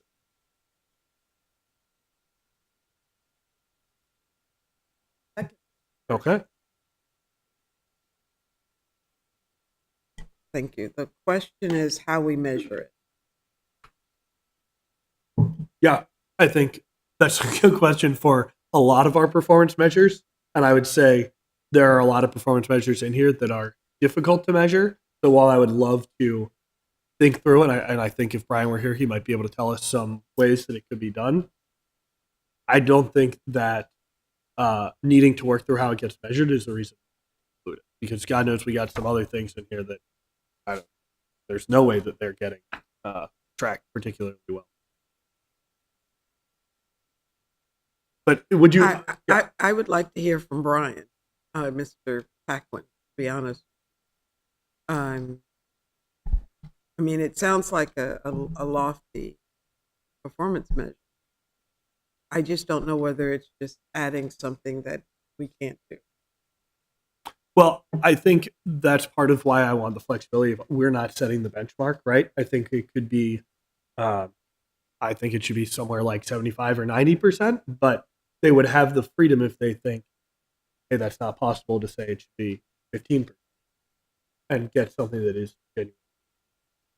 So that's why I intentionally left out the benchmark. And in terms of tracking it, I would imagine that within our Google Suite, the IT department can see what tools we're using. Just on Who would be managing it? I know who we intend to manage it. It's IT. Yeah. what's the manpower that's going to be necessary to do this? And I'm not objecting to Sure. it, but I'm just trying to put it in practical terms. Yeah. How do we measure it? Who's going to do the measuring of it? And is the person we're going to assign this to, do they have the capacity to do it? So maybe Ms. Buckland, could you speak to, in general, the performance measures for ITS and how they are measured? Or did you have something else you wanted to say? What I was going to say is, let me follow up with Brian about how that would be measured. I would need to check with him about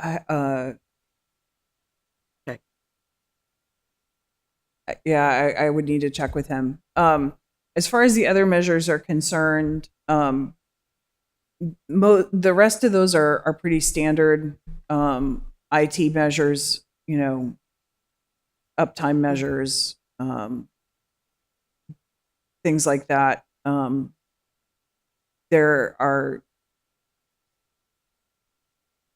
Those get tracked by software that IT has now. The rest of those. But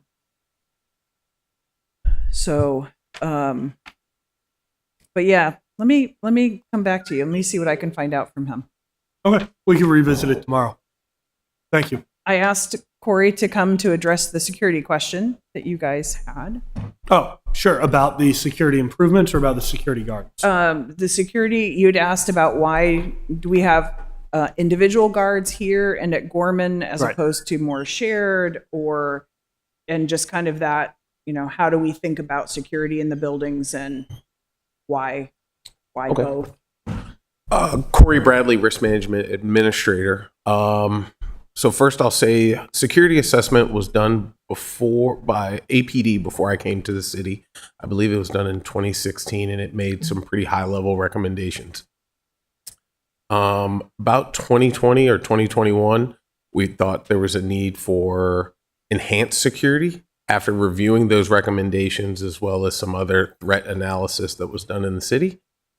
And from that standpoint, we brought in armed guards for City Hall, an armed guard for City Hall. The armed guard down at Gorman Street just started. As of July 1, the plan is to move to enhanced security down at Gorman Street, where we're going to do the same things we're doing here at City Hall.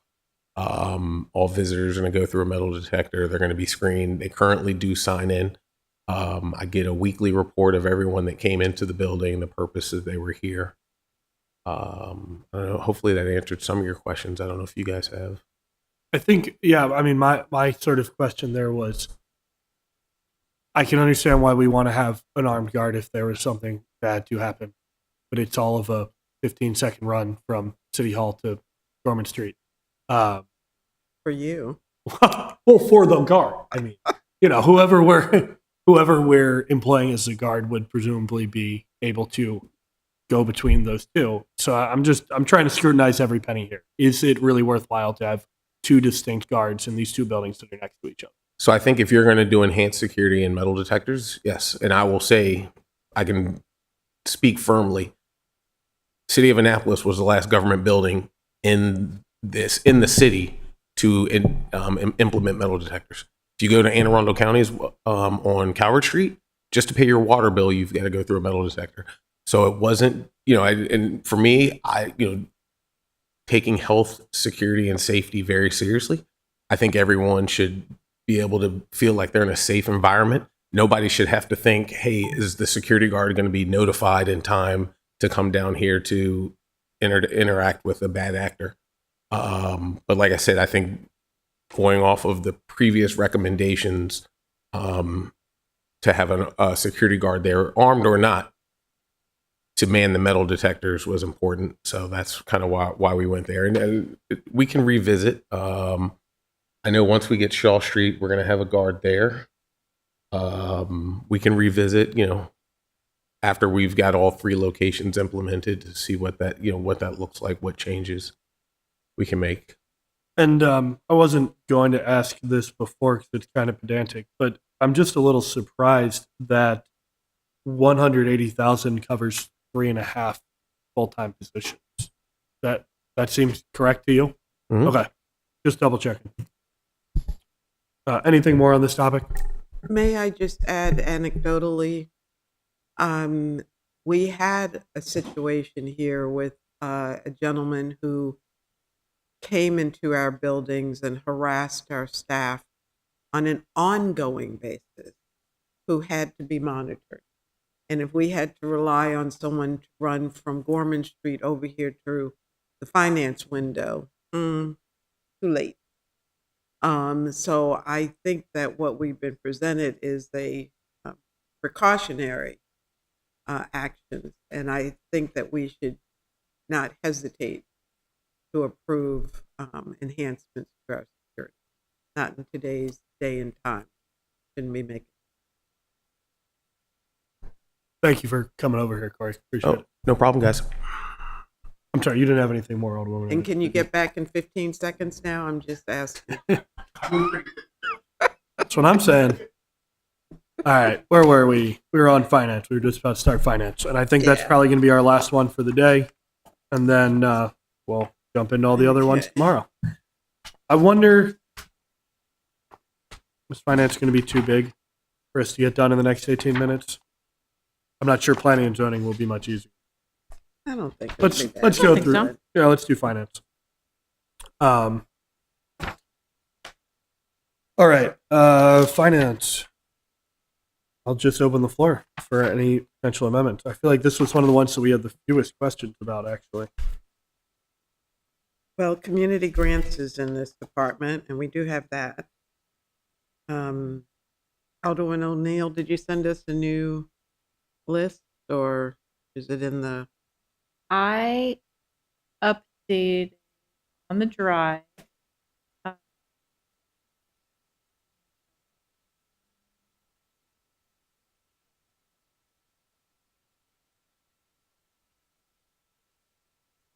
All right.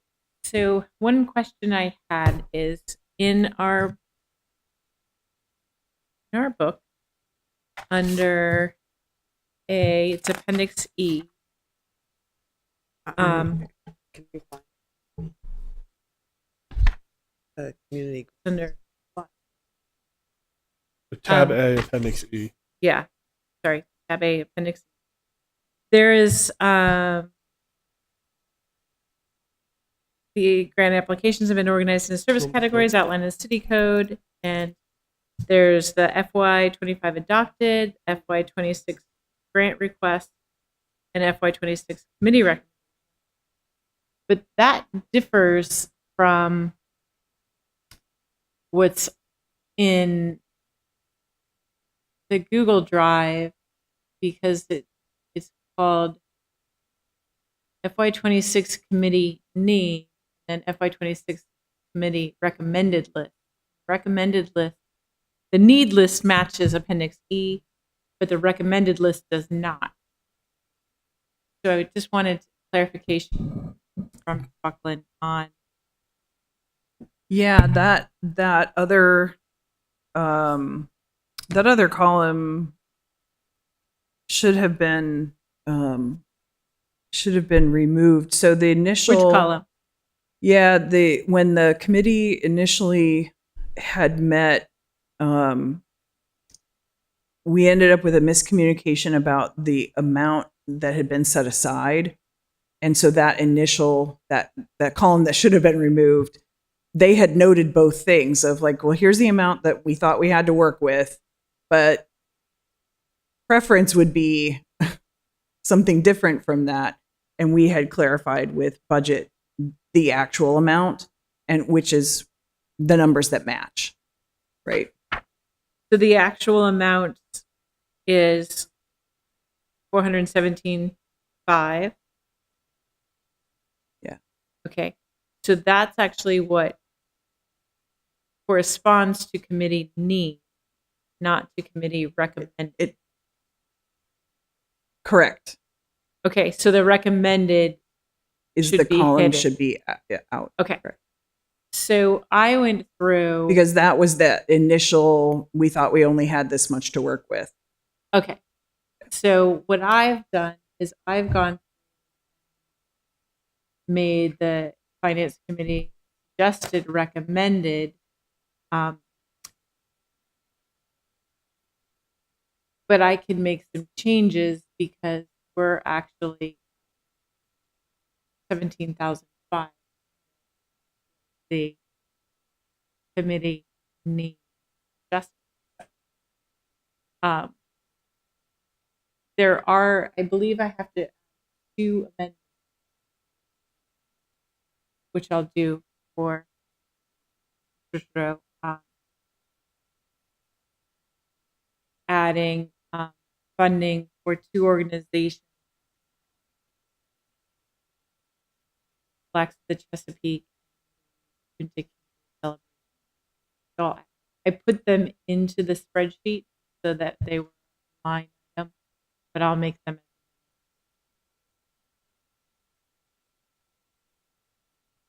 Here you go. It's on the drive.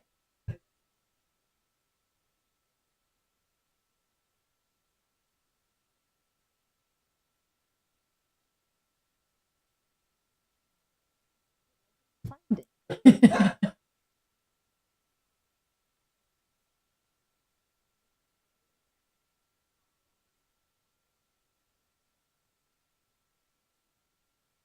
There's a column Mm-hmm.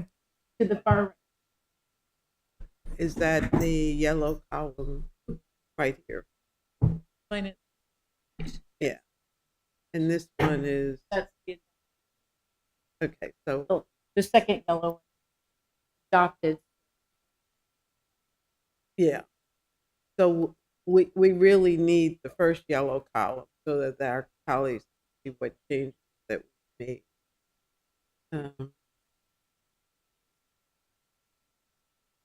See, those are the presentations. It's award summary. So did we figure out where the 17.5? Because I thought we yesterday.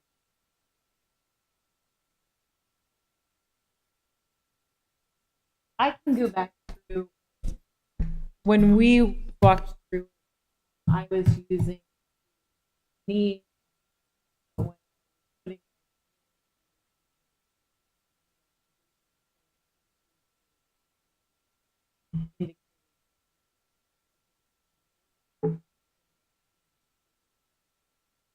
Okay. So if I go in now that I have fixed why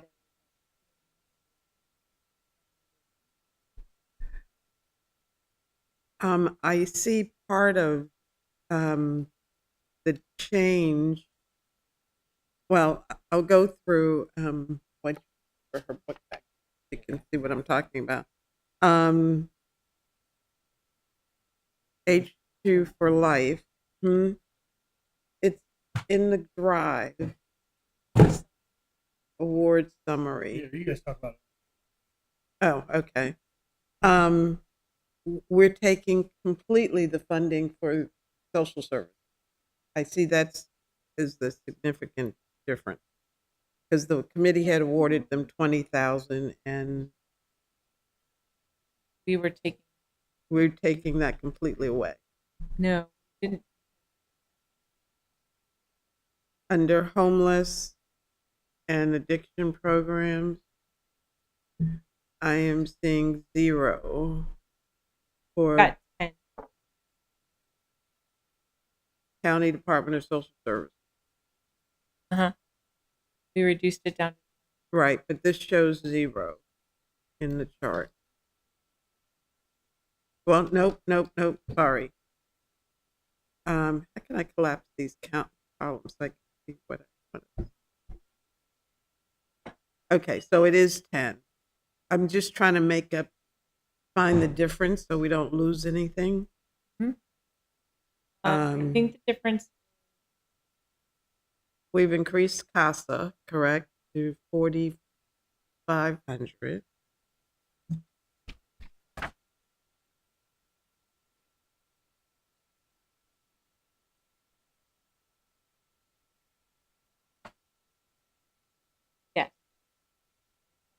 And then your museum.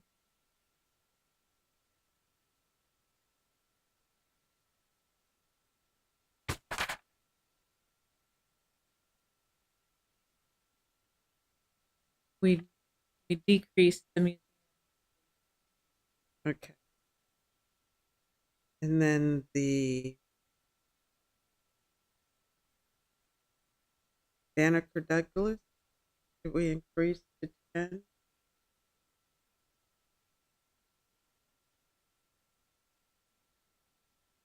Okay. Oh, you know what? That was 5 and we changed.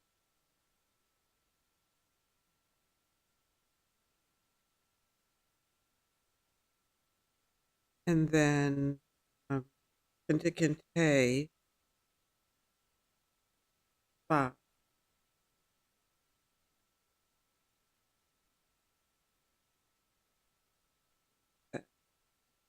And the only other one that I had was Blacks of the Chesapeake.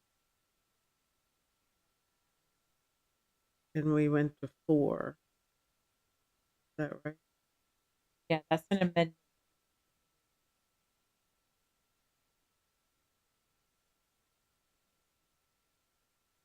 Do we have to make an amendment or, We do because they weren't on. but that doesn't matter? I mean, Well, I believe that So I think, correct me if I'm wrong, but I think the three of us are all in agreement about what's actually going to happen with these. And it's just a matter of making sure that we have it all documented appropriately. But my Correct. sense is that that would be better done when we're writing the report as opposed to discussing it here. well, I just want to make sure that the numbers Add up. align. But what I think we can do is to simply attach this entire document, our new document, Yeah. to our report. I mean, that's what we've done without having to amend,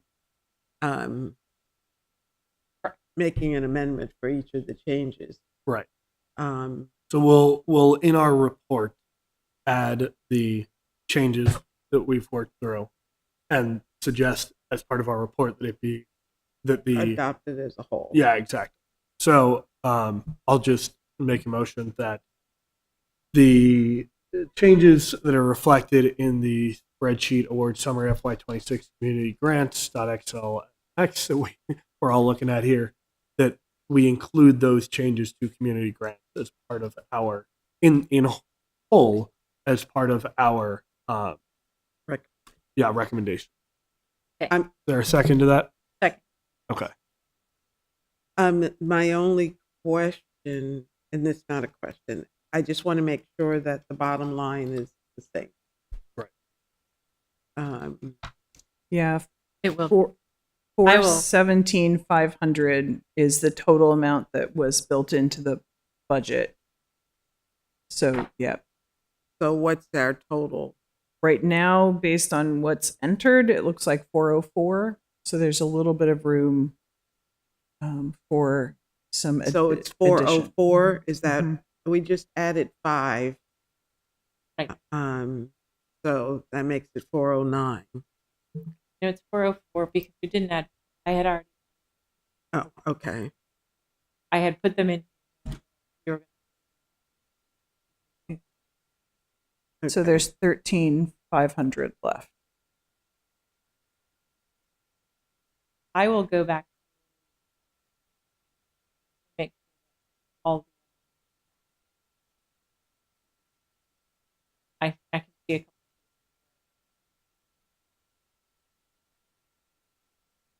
Why it's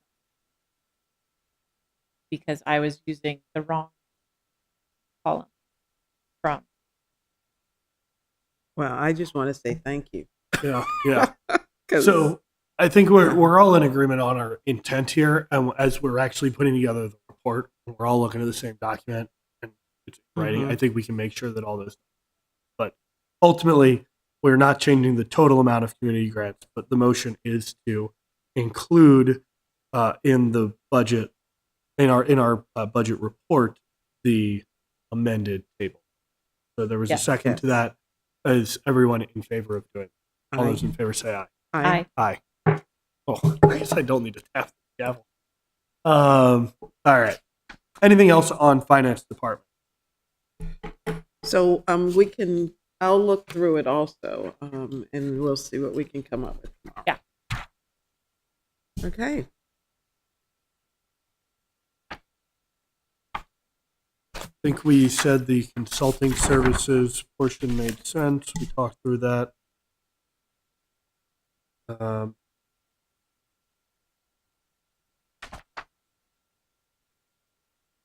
Or sorry, the consultant on page 67, page 69 is something different. 67 was where we had questions. That made sense. I'm on finance. I'm just saying we had some questions about the level for the consultant that's listed on page 67, but I think that was appropriately answered. That in addition to the typical consultant that the finance department has, that it includes funds for former director Dickinson to be able to.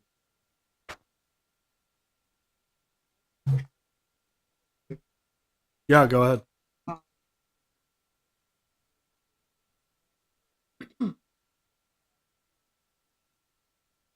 The transfer to fleet replacement fund. I have a note saying debt service. Is that Yes, that's the current debt service that we have on the fleet. so we're That's the- transferring that amount as a deficit to, or an expense for them for fleet management? It's an expense to the general fund to transfer it into that fund to pay the debt service on the fleet. Okay.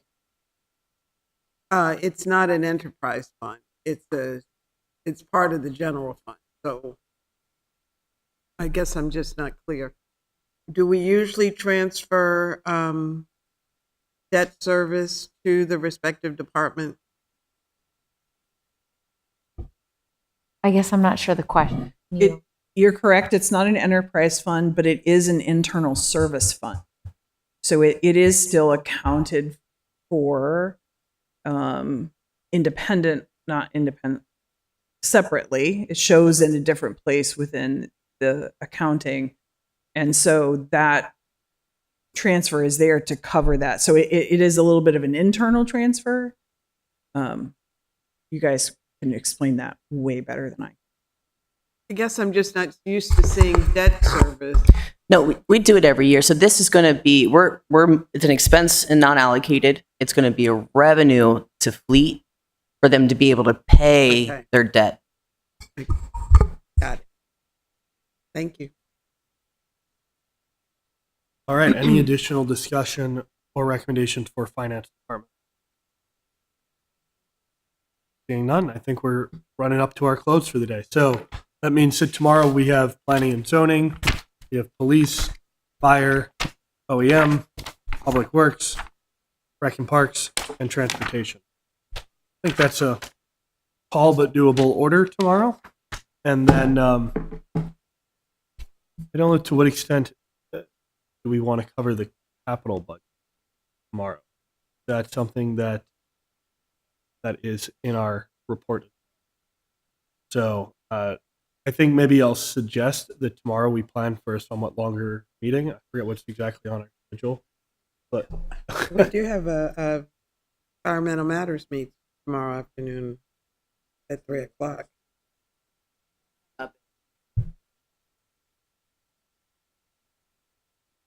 you have a 12:30 meeting. TV's not the only one. Okay. Well, we'll get here tomorrow and we'll do as much as we can on it, and then I think maybe I will go through and try and prioritize making sure that we're talking about the most impactful things.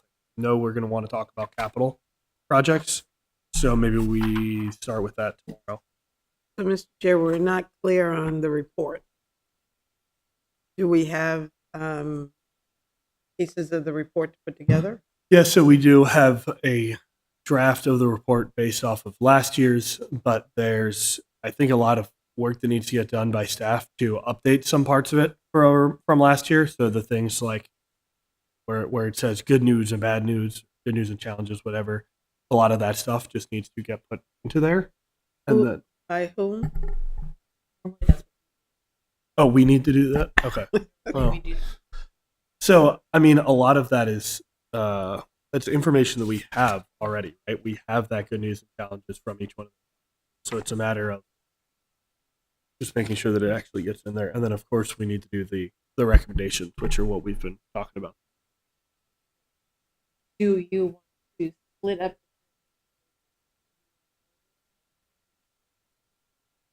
Sure. change the time we do them this Review it. Yeah, I'm fine with that. I don't know how we do it in a way that we come back, because if tomorrow we need to go through all these recommendations, it's not like we're going to be able to get all these changes today and then come back to it tomorrow, and still have time for the that we need. So you Well, sound I'm like a you have little something to say. concerned that we're not allowing time for us to put the report, Right, that's my that we concern don't also. have the pieces. Yeah. So do we want to assign, and I know Alderwoman O'Neill just said this, do we want to take different departments and make sure we have a descriptor to include in the new report? Or are we just planning to cut and paste from last year's report? I don't think we're just cutting and pasting from last year's report. I was more using it as a template. But yeah, ultimately we could split those up. I think then it becomes, well, the question is, okay, how are we going to split them up? So let's look. Well, This at, is what I would say. yeah, You take finance. Yeah. wait, what do you mean environmental matters? No. Public. Yeah.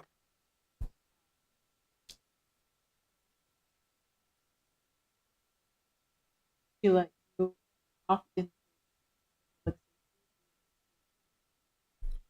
Yeah, I would ask Okay. you to do that, given what we've been talking about with police. fire police, Mm-hmm, OEM. mm-hmm. I would That say makes sense. You want planning and zoning? Sure. Fine. No, that's fine. I'll take city manager, mayor, and law.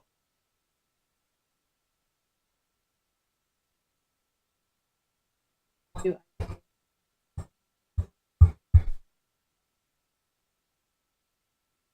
I just don't want you all to forget capital projects.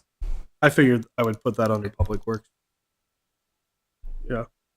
I think that leaves us. I don't think we assigned somebody rec and parks. Bill, do you want to take rec and parks? Sure.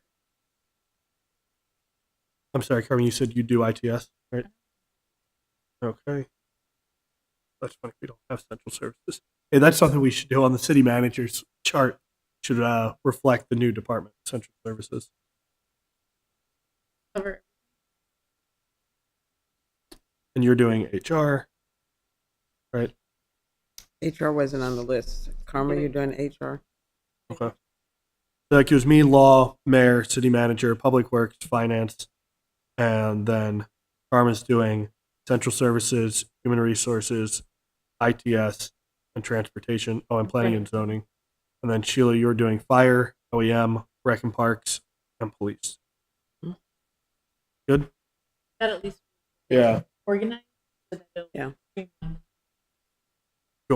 Thank you. Now, can you send us, or maybe I get to get Kaylin to send us the AI translation of? Sure. I will do it for you right now. Oh, Yes. okay. Yeah, so I wish I could share this with everybody, but for anyone wondering at home what Alderwoman Finlayson is talking about, we've used a city tool called Notebook LM and have uploaded all of the public information about the budget to that, and it gives us the opportunity to easily ask it questions and be provided with citations for the answers to those questions. So excited about that. Should be cool and helpful, and really crucially, one of the issues I think we all worry about with generative AI is hallucinations and making sure that what it says is actually the truth. And so this is really useful because it provides citations on basically every sentence for anything to say. So we can go back and check those presentations, check the budget. So I'm So excited tell about me it. what I'm looking for. Yeah. Is it in my? So what you would do is you should have just got an email about it, but you might not have yet. Or you could go to Google. Yeah, there you go. So you just got an email about it. If you want to open that up, then it'll probably go into your Google Chrome. Yeah, try just click. Chrome. Sorry.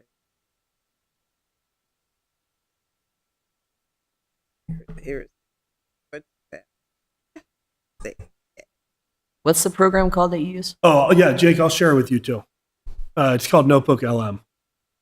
Now don't share it with Mr. Trudeau because He's already he's already our artificial intelligence. Yeah, right. But I'm going to share it with everybody in the room right here. Unfortunately, you cannot share it with people outside of the city's organization. I mean, everything in here is public, so there's no reason we shouldn't. But technically, it's not able to. Okay, so it comes up in Apple's proposed operating budget. Right. All right. So, acting city manager Buckland, budget manager Trudeau, director Moran. I just share this with all of you, and Okay. it's not ever going to supplant all of the wonderful information in budget manager Trudeau's head, but hopefully, it for the rest of us makes it so we can bug you with fewer questions. I just want to see. I just want to see what discussion. You have to ask a question to get to it, And then you can just ask it any question. so I can say, what did police provide to us? I think you should just probably. So type Oh, in okay. whatever you want to know from police. Or What did whoever. police give us in their presentation? That's a really broad question. Oh, you get it. Oh, okay. I know. Yeah, this Yes. one there is kind of a way you can do that, but it's actually I think more complicated. It'll actually generate, if you want, a podcast based off of all the information that we gave, which is really freaky. But frankly, I don't find that helpful. And you could ask it to do a briefing doc, a study guide, an FAQ, a timeline, any number of these things that are immediately options. And what I'd say also is if you get an answer that's really helpful and that you think we might find helpful, you can hit on the bottom left, save to note, and then that will pin it over on the bottom right, and we'll all be able to see that. I know he has. I have no clue what he just said. That's okay. Hit the dot I'm dot saying- dot. No. I'm saying if you wanted to with that. Oh, I don't see it. It gave me all of this. Yeah, there you go. So you might want to try next time. What did Right, police right. cover? Give me the short version. Yes. But yeah, I'm excited about this tool. I think it will be helpful as we generate. Good question to ask. It might be what's the good news and what are the challenges. But we can all write our sections as we. So will this save this information that's been provided, or will I have to? It does not automatically save it automatically. There's a that's what I was trying to see. I don't see it on yours. Oh, there you go. Hit save to note. And if Okay. you hit save to note, then it will show up on the right hand side of the studio. Okay. And of course, you can always export stuff. So, all right. Oh, okay. We've talked about the report. We've gone through this, gone over this tool. I know we're reaching the end of our time today. Is there anything else we need to cover in this meeting before we adjourn? Hearing none, going to ask for a motion to adjourn the Finance Committee at 12:40 p.m. Motion. Second. All those in favor say aye.